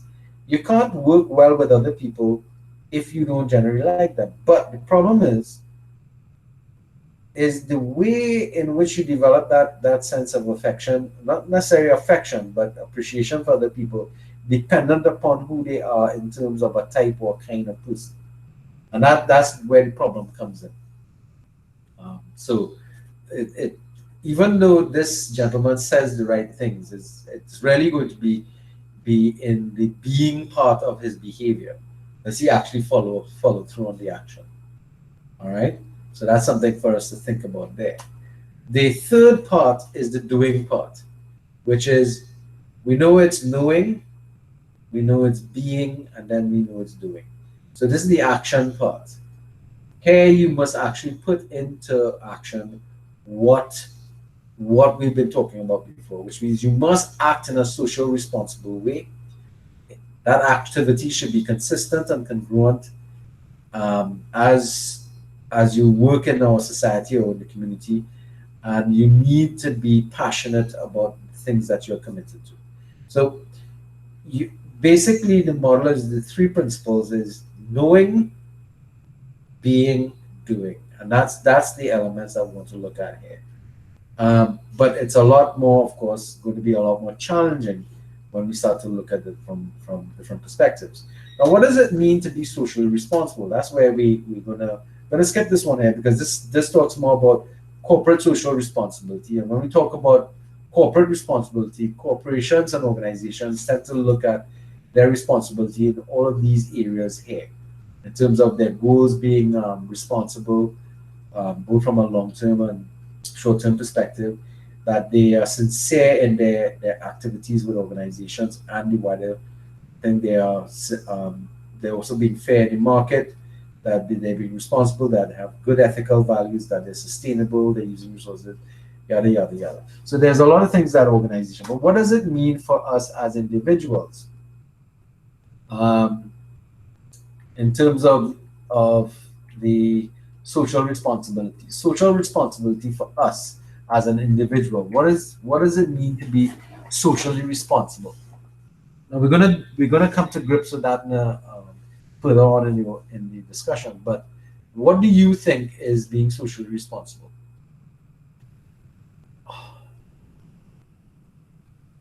Anybody? How I many of would you s- all perceive yourself to be socially responsible? Somebody was saying something. Go ahead. I was about to say I would say socially responsible is about being trying to think of what word to use. I would say um I see if we can work out an example of being socially responsible. Not defining it, but think about it from a practice point of view. hmm, I can't think of anything. Really? Like Cleaning like Right. performing your creatures. civic duty, sir. Sorry? Saying Like morning. performing your civic duty. Performing your civic duty. Now, what do you Performing, mean by civic like going duty? and vote and that kind of thing, as is, Okay. you know. That could be one, yes. That's So true. I think for me, it would be the simplest thing like stop littering and clogging Correct. up drains and stuff. Those are good And we examples. still and we still have floods in Trinidad. Yes, we do, but it probably wouldn't be as bad as if we stop littering the way we do. Yes, would you say so, Yes. Mario? Yeah. I mean, flooding is Yes. one of the things that we're going to suffer from here because of a lack of drainage development. But that's a different issue because um, one of the things that we have to pay attention to is the fact that in our wider society there are circumstances where the the um, the level of development is outstripping the infrastructure. So therefore, this infrastructure is becoming stressed with the amount of houses and homes and development that's taking place to move the water around place, especially when it rains. Um, Somebody said something very quietly, and they haven't brought it back up. And the essence of it, and I'm not sure who it was. I think it was Mr. Charles. They said just saying good morning. No, sir. Mitchell said that. Sorry. Mitchell. Mitchell? Okay. And that's actually a part of how many of you are when you're walking down the streets? I know it used to be annoying when when you're walking down the streets actually, say something to the people that's like when you're going to work or if you're walking somewhere, you know, say Yes, sir. something I to still other say good people. morning. So I say Sorry? it. I still say it. When I get into a maxi, I would still say Right. it. You If I greet get into a people, taxi, I walk into a building. Say what? Yeah. Yeah. good Good morning, good morning. evening, good Hello. afternoon, that kind of stuff. Yeah. Hello. Yes. Um, but you find that actually hasn't, it's starting to change, isn't it? A lot Yes. of people don't do that. They don't say Yeah. things anymore to each other. I'm sorry. I'm not following. Say what? Saying good morning or good evening, greetings. Oh, that's just good manners. But right. But that's part of being socially responsible. All right? Things like Okay. that. That's what we're talking about. All right. So let's move along a little bit here. Um, so the the leadership process, though we identified these three steps and we had that list of things that we have to, regardless of how basic it looks, the process cannot still be reduced into a number of easy steps. It is more, as I say here, it is realistic and it develops a way of thinking, a personal philosophy of leadership, and identifies core values that can help you work with others towards change. Now, this is the truth about this model that we're looking at. It is not step one, two, three, four, and then you get this done. And a lot of our learning tends to be that way, very regimented and um, sequential in nature. Leadership is not something that actually can fall into that category of sequential thinking and sequential leadership.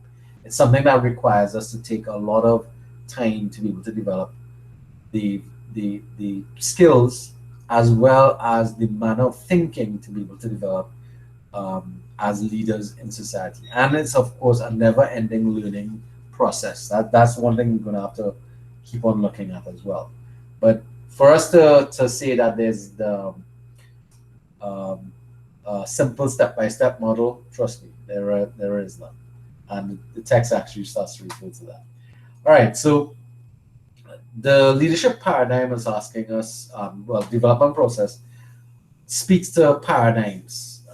What do you understand a paradigm to be? Now, I have a definition here about it, but just to help us move faster, a paradigm is a method of looking at things. Um, it's how we go about looking at particular behaviors or activities, utilizing a particular set of tools or approaches. So that is what a paradigm is. And when we have a shift in a paradigm, it means we start to change the way we're looking at things, So paradigm shifting is something that the text talks about a little bit in terms of the process. Now, most of us, when we were growing up, especially those of us who had second and older generations living with us, will always talk about the concept of working hard. This text is encouraging us. Yes, we need to work hard, but just working harder, we must also work smarter. And they find that type of smarter working requires collectively working smarter, collectively, reflectively, and spiritually.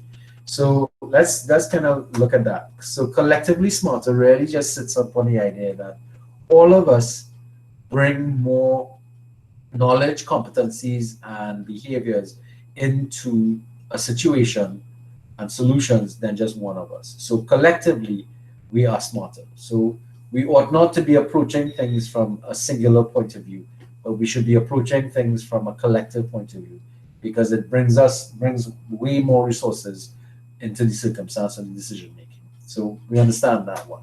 Reflectively smarter means taking time to, in essence, reflect on what we did in the past so that it can change what we tend to do in the future. So that is taking time to make meaning out of what is happening in order to gain perspective and understanding. So that how many of us do that on a regular basis? Reflect on what was done in the past to help change what we do in the future. That is something that we have to develop as like a muscle. We have to actually start practicing that reflective behavior. And it has to be done more often than not. Yes, somebody want to say something? So I just do that at the end of every semester. Well, what I'm trying to say to you is that sometimes we need to do that even more often than that. And reflection not only needs to be in a very broad sense, it could be on small things. Like, for example, reflecting on how you do any one assignment. Look at it, get good feedback, and then you go back and say, okay, what did I do to get this? And how can I improve, change, or make corrections there? You understand what I'm talking about there?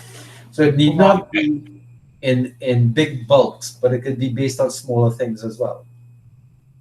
So you can reflect on just a conversation that you had or an assignment that you did.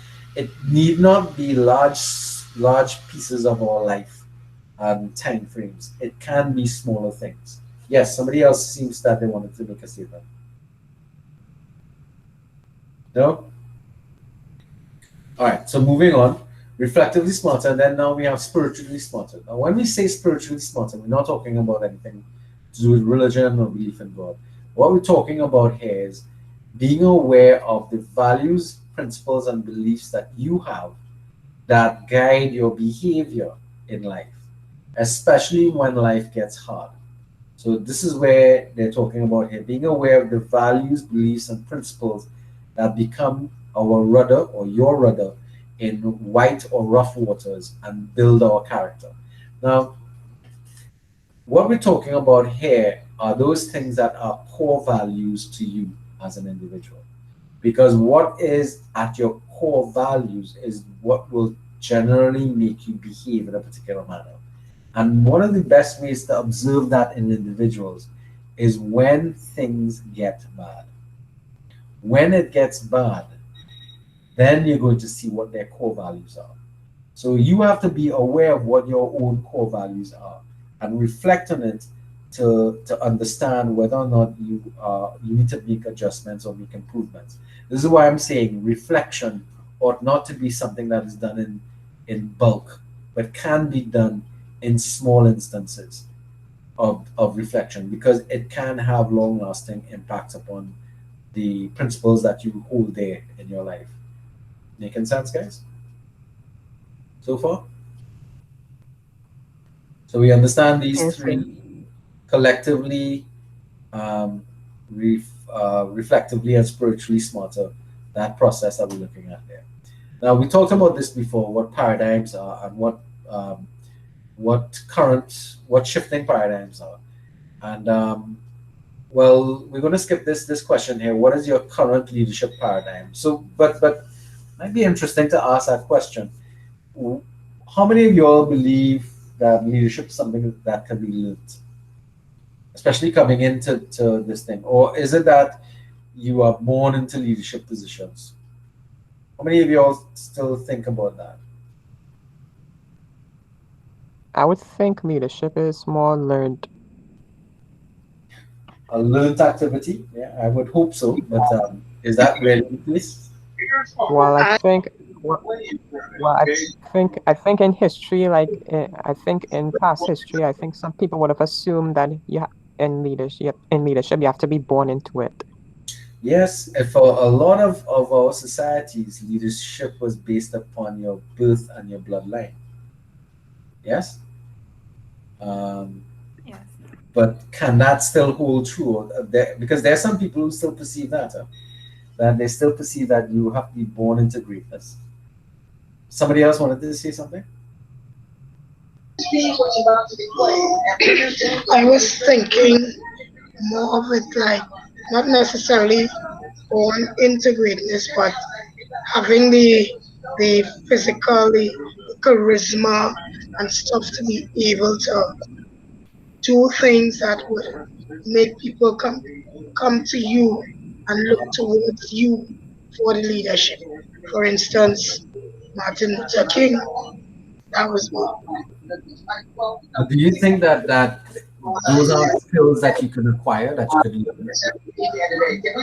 learn? Well, with me, there's a bit of an ambivalence because, again, before this whole thing, I would have said that you had to have something in you for the leadership qualities to come out. Uh-huh. But they're saying now that that's a myth.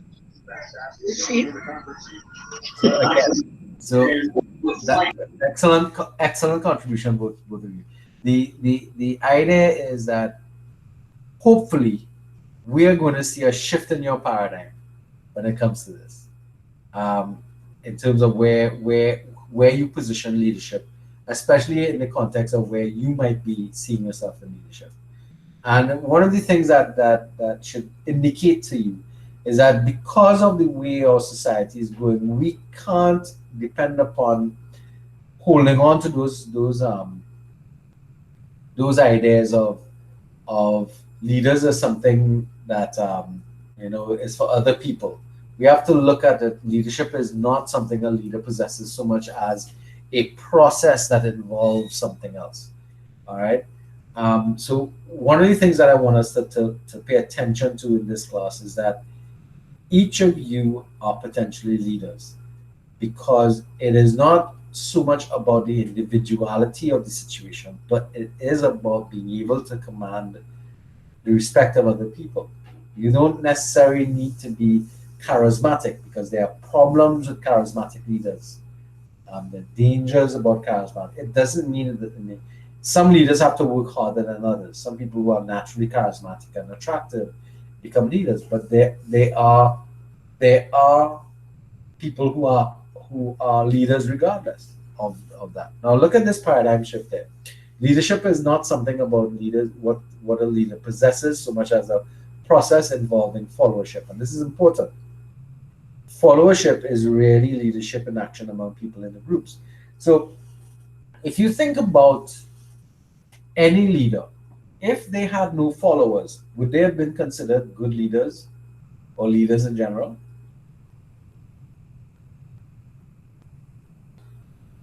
Probably not. Because if there's nobody following you, you're not leading anybody anywhere, are you? And that's an important aspect, that the concept of leadership is not so much about the leader than it is about the people who follow that person. So therefore, followership is a critical element that we need to be paying attention to, because no leader can do anything without people who work with them. So follower types. Let's look at this here, and we can apply this to group activities. So in your groups, you might have people who fall into one of these four categories. Now there are other models of follower types that we're going to look at as well. But let's understand this one, because this one comes from the text. So you have on the y-axis here, relationship initiative, whether your initiative to help develop relationships are high or low.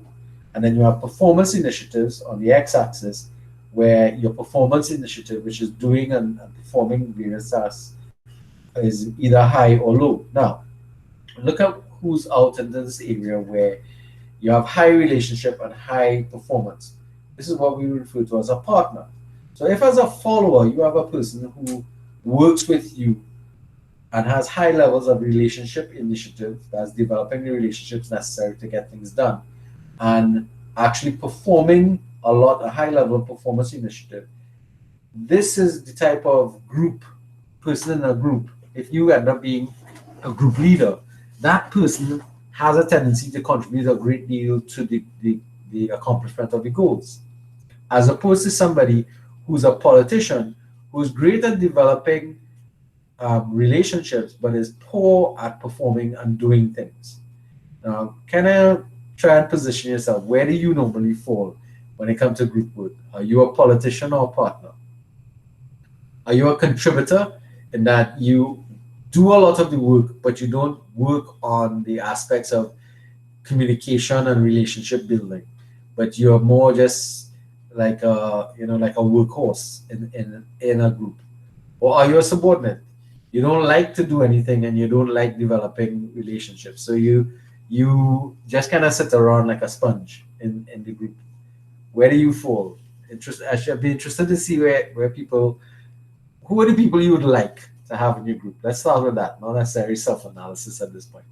If you are in a group, what kind of people would you prefer to have? Politicians, partners, contributors, or subordinates? Excuse me. So I say I'll prefer to have a partner and a contributor. Partner and a contributor. All right.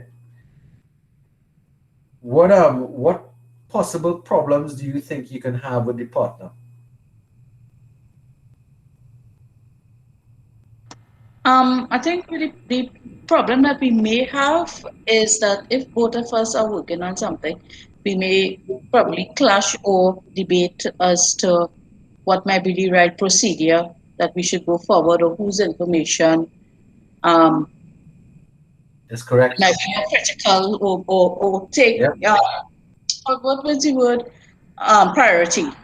Right. Stuff like that. I would think we may have because I prefer to work with somebody who's willing to work and we have the same goal, the same mindset to get things done, but not necessarily same viewpoint. Correct. Which makes managing a partner a little more difficult than, let's say, a contributor. You agree with that? So one of the problems that leaders tend to have is that a lot of leaders are challenged by people who take up this partnership role because they're independent thinking, and that can cause some problems. There's another set here. Let's look at this one. This is a different model. This is the Bridget Hyacinth model. Um, you have loyalists, sycophants, critics, opportunists, spectators, traitors, and realists. Now, this is specifically to social organizations with particular political parties. What do you think? Um, who do you think would you'd like to be? Are you going to be a loyalist, a spectator? Those are just looking and seeing. Traitors, what are you? Or what kind, as a leader, what kind of people would you prefer to be in your organization? I prefer realists. Yeah. Realist? Yeah. But the thing about it is that each of these people or different types tend to make up an organization. You have people who are going to be in your group and they're going to be critics, and those critics will only find fault. That's their job. They will only find fault. A realist will be somebody opposite to a critic because they would tend to be able to say, okay, this aspect is good and this part is bad, and give you more constructive criticism. So yes, then you But you have know what, sir? I think I might want the critic as well, huh? Because, like, okay, for instance, like, okay, there might be people that out there that thinking like the critics. So when you have the critic in house, you might have an idea of what you might need to cover when that critical material, you know? Right, that makes sense. But Yeah. remember, as a critic, that's all they're going to come in as a critic. They teach you Well, how to dot the I's and that's cross one the thing about the T's. leader. You have to know though that everybody will have, A they have different their type of purpose. role. All That's right. right. What about sycophants?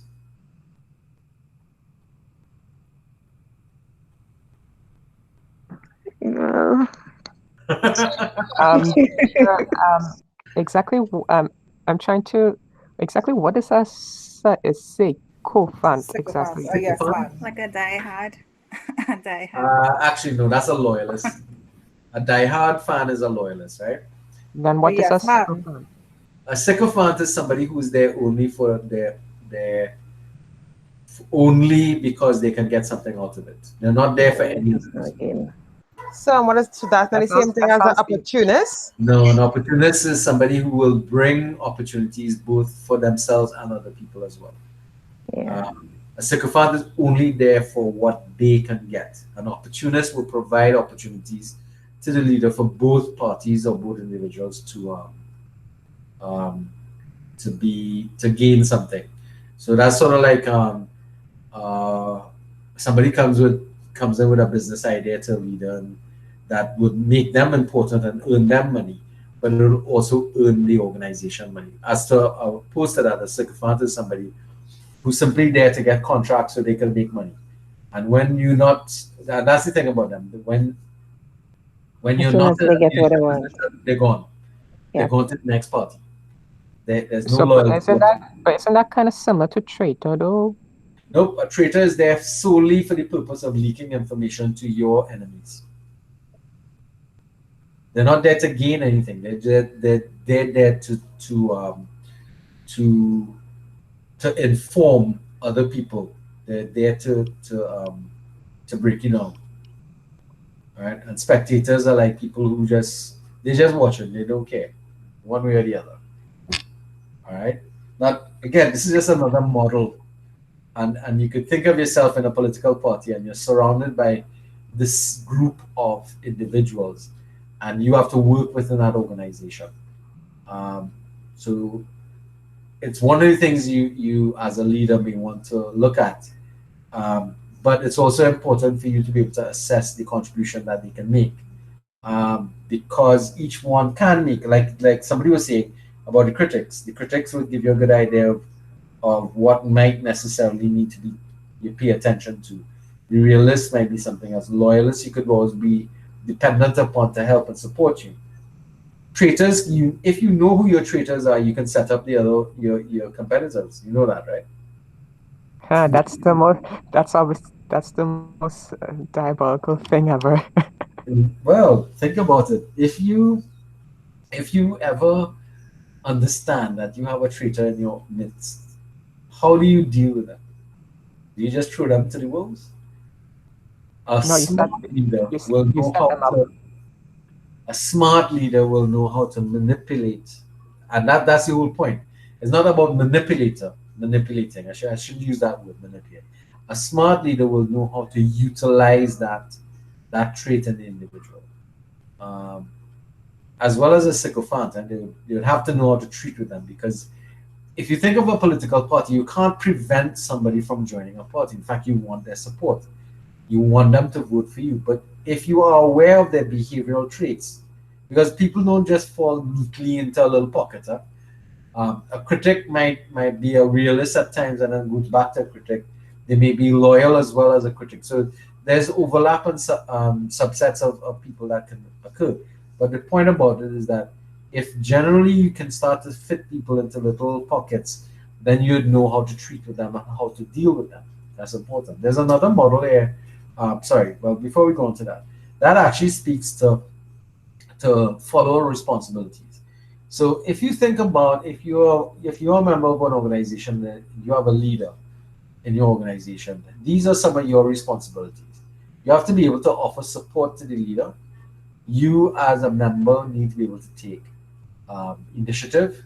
You also have to be able to counsel and coach not only other members but the leader themselves, raise issues and concerns when necessary, and some leaders don't like this aspect. Seek and encourage honest feedback. Again, some leaders don't like this. Clarify your role and expectations. Why you need to be able to clarify your role and expectations? Because you need to know what your function is inside an organization. Show appreciation to whom? To the leader and to others. Yeah, your ability to say, hey, good job, nice going, this kind of thing. That's important because it's part of the aspect of motivation. You can't expect that the leader alone does it. Um, Followers ought to do it as well.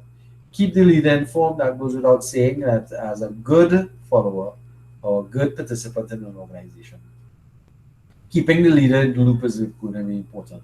And this last one here, resist inappropriate influences of the leader. That's critical because that keeps the leadership in check. That's a check and balance. The followership is what is responsible for making sure leaders stay in their crease, so to speak, if we're going to use that phrase. Unless, of course, that influence you are unable to resist it, then maybe you ought not to be in that organization. Now, these are dangerous in some instances, and some people fall out of organizations because they don't like what the leadership is moving or where they're going, or there's some of these things not happening. Let's look at the competencies. Displays loyalty. How do followers display loyalty to organizations and that kind of stuff? Can you think of how you could display loyalty to an organization or to a group that you belong to? I would say doing everything they would say, doing everything the leader would make you do, I guess. Make you do? Boy, that sounds even worse. um, Displaying loyalty is not only about doing what you've been asked to do, but also being displaying that loyalty even in the midst of other organizational activities or other activities that you do.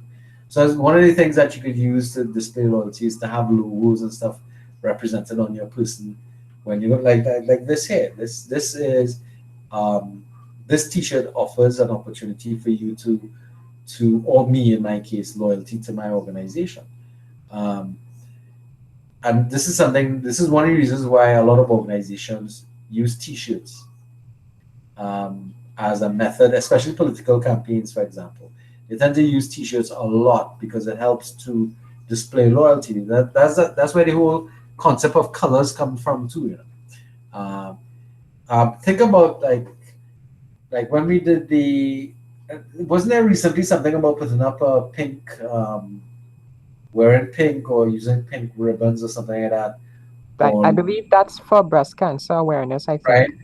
But recent, what about the where lighting Oh, candle when we did candle that was vigil? for the domestic violence against women Correct. Yes. recently. So those things are methods of asking people to display loyalty.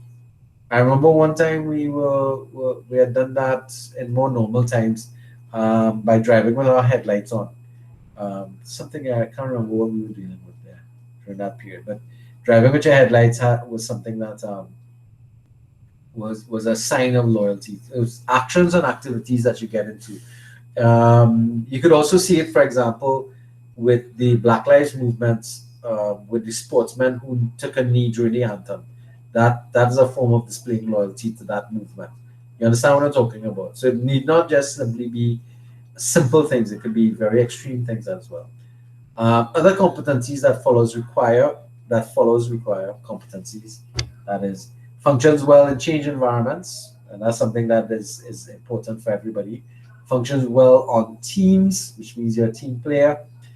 This one here is something that some leaders don't like. Think independently and think critically. Those are things that some leaders don't like their followers to do, but it is important to be an effective follower and considers integrity of paramount importance. So integrity becomes that your principles and values is very, very important. So those are the competencies that followers need to have. Now, if we're looking at or understanding that followership, do you think the word followers makes sense to describe somebody like that? Can you suggest any other terminology you could use? I'll suggest one. Some organizations use the term associates. Can you think of anything else? What about partner or not really? Yeah, you could use partners, but what else? to describe what somebody would be like a follower. Um, Agents. agents. Ooh, sounds interesting. Agents. Uh-huh. Yeah, you understand. So therefore, the word follower in an organization tends to have a derogatory statement or taste to it. So that's why some organizations start to try and find a different word to describe their followers. All right. I think this is another model of follower behaviors that we look at. So this is trying to describe whether or not how we behave in terms of this. On the x-axis, we're looking at from passive to active, and on the y-axis, we're looking at in the positive regions, independent and critical thinking, and on the negative aspects, we're looking at dependent and uncritical thinking. So if you look at this lower quadrant here, you have yes people. That means all they do is they have high levels of activity in terms of thing, but they are highly dependent, and therefore you these are people who they just whatever the leader says you do, that kind of thing. All right. Sheep, on the other hand, they won't do anything unless you show them what to do or make them do it. That's the difference. So you have sheep who have to be led and must be told what to do. Yes, people who will actively do what you do, but they won't think about it. Then you have alienated followers who have high levels of independent thinking, but uh, have kind of like moved away from act. They've gotten very passive because they don't trust you anymore. And of course, you have the effective followers who are highly independent thinking and highly critical and are highly active in your organization. And then you have a subset of all three, or all four, I should say, who are survivors, who kind of like just in the middle of everything there.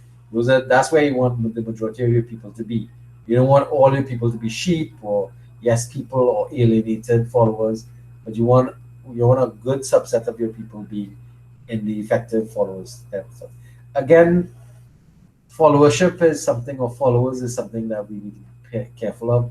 But this model here also tries to describe one of the ways in which you can look at the behaviors of your followers, especially if you have a large organization. Where are they following each other? And that's something that you want to pay attention to. Because if your majority of people are moving into the alienated area, then you're in trouble, especially for political parties. You could understand what that means in terms of behavior for voting. So the more alienated followers you have, the less votes you're likely to get when it comes to elections. Sheep and yes people, if the majority of people fall into sheep and yes people, then you're okay because they're going to actually act once you do what you have to do to get them to act. Effective followers need a lot more work, though. You're going to have to bring things to them. So, yeah. What is going to be best for an organization? You think a lot of sheep, yes people, effective followers, or alienated followers? What do you think is going to be best? That's going to be interesting. You don't have to answer that question. All right. Okay. So leadership styles. We talked about this before: the classical, laissez-faire, autocratic, participative, or democratic, situational leadership, emergent, transactional, transformational. Now we'll get into these in more detail, but these are the leadership styles that we can look out for, because we did already speak to the type of leadership that is required given different circumstances. We said that the model says that you have to be able to choose from this selection of styles of leadership or types of leadership to be able to perform your functions in various organizations or activities. So, what is a leader? The model defines leaders as any person who actively engages with others to accomplish change. So it means that it speaks to any person who is engaging with others. So that's the only definition that they work with. It didn't talk about the person who was born to do this or the biggest person, the strongest person. It's just any person who actively engages with others to accomplish some degree of change. That's the definition that the text is using and that the model is using. The purpose of the leader, obviously, some of these are come from like a business background, but motivation is one. Attaining, of course, your organizational goals, whatever the goals are, you have to make sure you get them, or else you're not going to be a successful leader. Following rules, that's important because as a leader, you lead by example. Providing continuity and momentum. Continuity is an important aspect for any leader, especially when you're dealing with long-standing organizations. Continuity means that you have to develop in the organization leadership succession and succession planning. Or else, when one leader moves on in one way or the other, it leads to gaps in the leadership coming behind. And that's something that a lot of organizations need to put in place, especially if they're looking for, um, they're making sure that they last for a long period of time. Embracing and fostering change. Now, that's important because leaders must embrace change because change is the only constant factor in life. And if they don't embrace and make those changes, the organization will die, as well as the leadership will die. Acting for the common good. The common good is more important than the individual good, and that's important. Engaging in socially responsible activities, being socially responsible, being civically engaged, and being civically responsible. We talked a little bit about those before. Those are the purposes that the model refers to in terms of the purpose of leadership. So, just to be a little bit more clear, social responsibility or personal commitment to the well being of people, the world, and the public good. So, we talked about that before. Civic engagement, a heightened sense of responsibility for all of our communities, the work community that we work with, our social community, those that we line with, our friends and our family, and with the community in terms of where we live. So there are different communities that we work in, operate in, and live in, and we are actually responsible for what happens in those. And being civic engagement in terms talks about that. So these are other areas of civic engagement, working to make a difference in the community. How many of you all here are actually members of any community groups in your organization, in your where you live, or where you work, or where you study? Any? Nobody? It may not be active now, but I mean, have you at one point in time been a member of some sort of activity in your communities at all? Church groups, maybe? Hmm. Right Did now you, for me is the police youth group. right? What about um, youth choirs and stuff like that, Well, I used to be part of a youth orchestra. right? So those kind of things are part of civic engagement. That's what we're talking about. Positive things, right? How many of you all remember of gangs? Let's find out from that. That's a negative one, but we can talk about that. I don't know anybody here will say that they're a member of a gang, but it's a form of civic engagement that takes place. That's on more on the negative side. Civic responsibility, sense of personal responsibility individuals should feel to uphold their obligations as part of a community. So simple things like that. I mean, going to school, obeying the laws, paying your taxes. Um, when you get called for jury duty, going and do it. Community service, voting, displaying military display. Um, these are some of the things that they're referring to as being civic responsibility. Um, some of the things. It could be other things like just looking after the environment around you, cleaning your property, making sure that you put your garbage out in a manner that dogs will get it, so it's scattered all over the place and nasty up the road and whatnot. All them kind of things are part of civic responsibilities that as citizens we can show in our community and by also impacting upon the wider world and country. Um, those are things that we want to pay attention to. So an important question to ask as of a leader is that should leaders know everything? And I want to leave us, I think, because I think we are at, yep, almost 8:30. I want to stop here. And I want you all to ask yourselves this question. Should leaders know everything? And I Well, to would be tell you honest, I don't think we ever had a leader that know everything, so I don't think that's possible. right. So, but there are people who are of the perception that leaders ought to know everything in their organization, and that's not true. Because if a leader believes that they, and there are people who in the past would not indicate that they don't know things, they would pretend that they know everything because they view lacking knowledge as a weakness, and that can actually be something that becomes a weakness for them as well. So something for you all to look at, because we could wrap this one up here pretty quickly here. um, the, one of the things that we're talking about here is leadership and learning, and that is leaders have to encourage learning from the perspective of both the followers as well as the leadership itself. So the concept is that the whole organization, especially the leader, needs to ensure that the environment that you're setting up is open to learning, making mistakes, and sharing on. Now, we had some discussions about this in a previous class I was doing, and they were talking about how can an organization encourage that type of of um, openness to making mistakes. The reason for that is some some places can't afford to make mistakes. Let's think about like the medical field. Making mistakes is problematic, isn't it? Yes, it is. You're kind of responsible for your actions. Well, you have to be, right? But is the expectation that you will not make mistakes? And if you make a mistake, what is the consequence?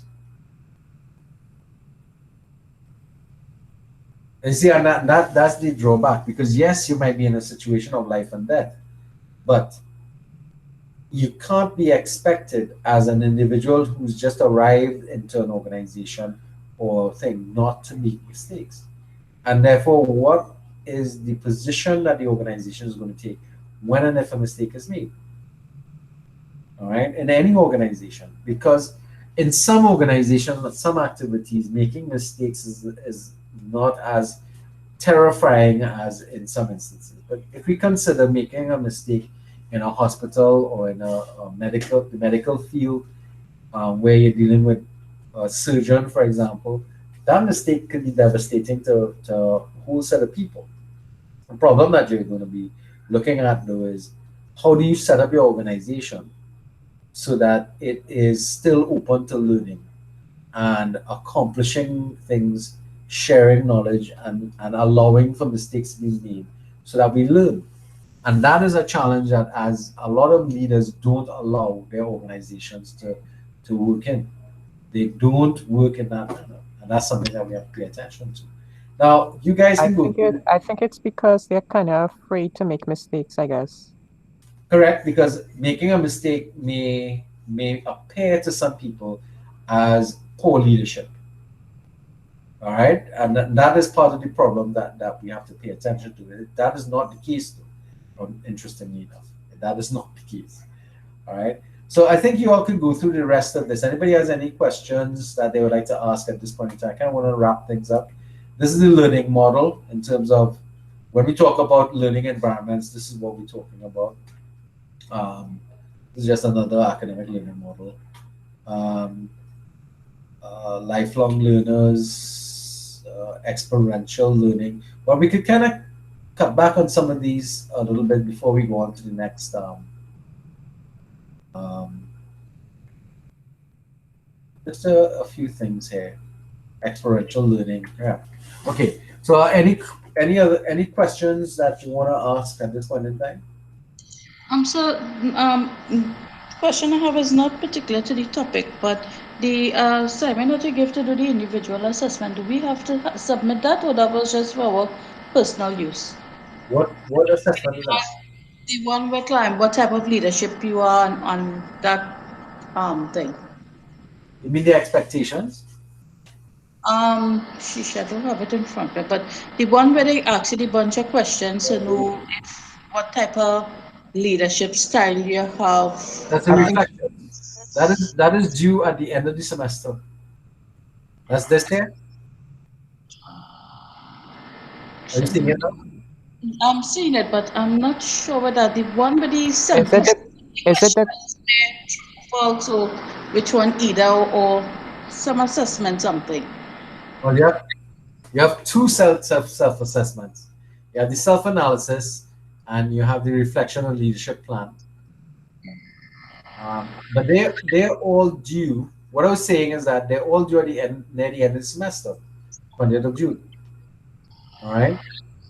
Let me see if I have it written down.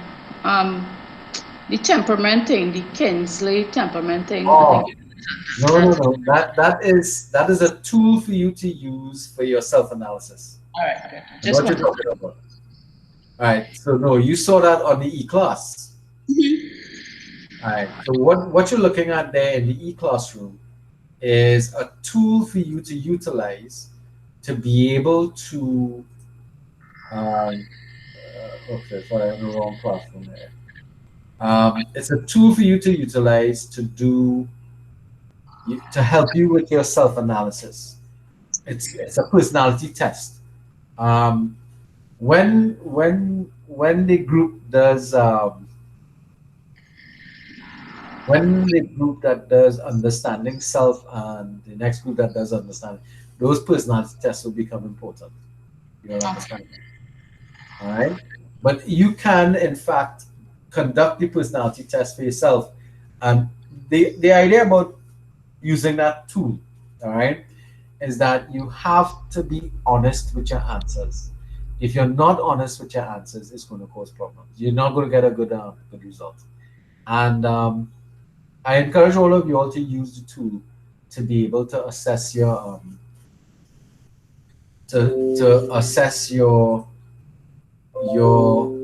personality characters and stuff like that. That makes sense? Yep. All right. Any other questions? So hi. Hi, Miss Maureen.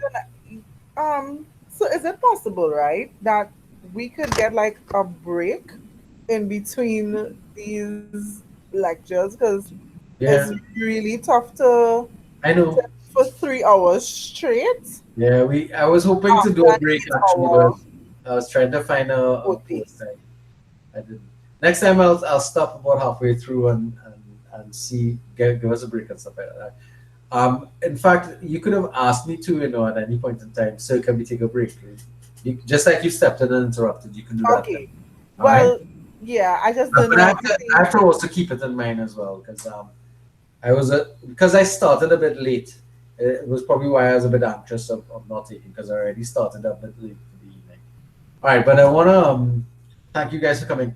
Go through the other two chapters. We may have to speed through those a little bit more, but the content there is even more um, than this first chapter. All right. But I'm hoping that if you go through and you come across any sort of issues or problems, jot down the questions so that when we have presentations, when we have class next week, we could talk about it in more detail and we could focus on what parts of the course or parts of the information giving you more problems. So I might be more speeding through those a little bit because it's a lot of dense information in that. Any questions from anybody else? So, in terms of the presentation, right? You're actually doing a PowerPoint to present. Well, it'll be useful for you to use that as a method of putting information in front of people as well, to Okay. assist with people to focus on what they're doing or what you're trying to get them to do. And but do yes, you also but do you also have to do the written report also, or a written report, no, it's an okay, oral presentation. okay, But I'm just making sure. right, but you can actually write a script if you want, if you think that would be useful. I would recommend that you do notes to guide you in terms of your principal, your presentation. Even though you have the PowerPoint, try and crowd your PowerPoint with too much words and stuff like that. Try and use some images, give us some activities, sort of like the personality testing and stuff like that. For those of you who do those chapters, can be useful. Um, Small little exercises that you can utilize. And like Carrie was talking about, getting a break. But generally, what will happen is if we do two presentations, we'll have one presentation, take a break, and then get a second presentation. So it'll kind of be built in to have a break. I just have to remember to give you all a break in between. All right. Okay. Any other questions anybody wants to ask? All right. Well, if not, let's call it Jorge for the evening. I will see you all. Oh, let me stop the recording. That would usually be a good idea.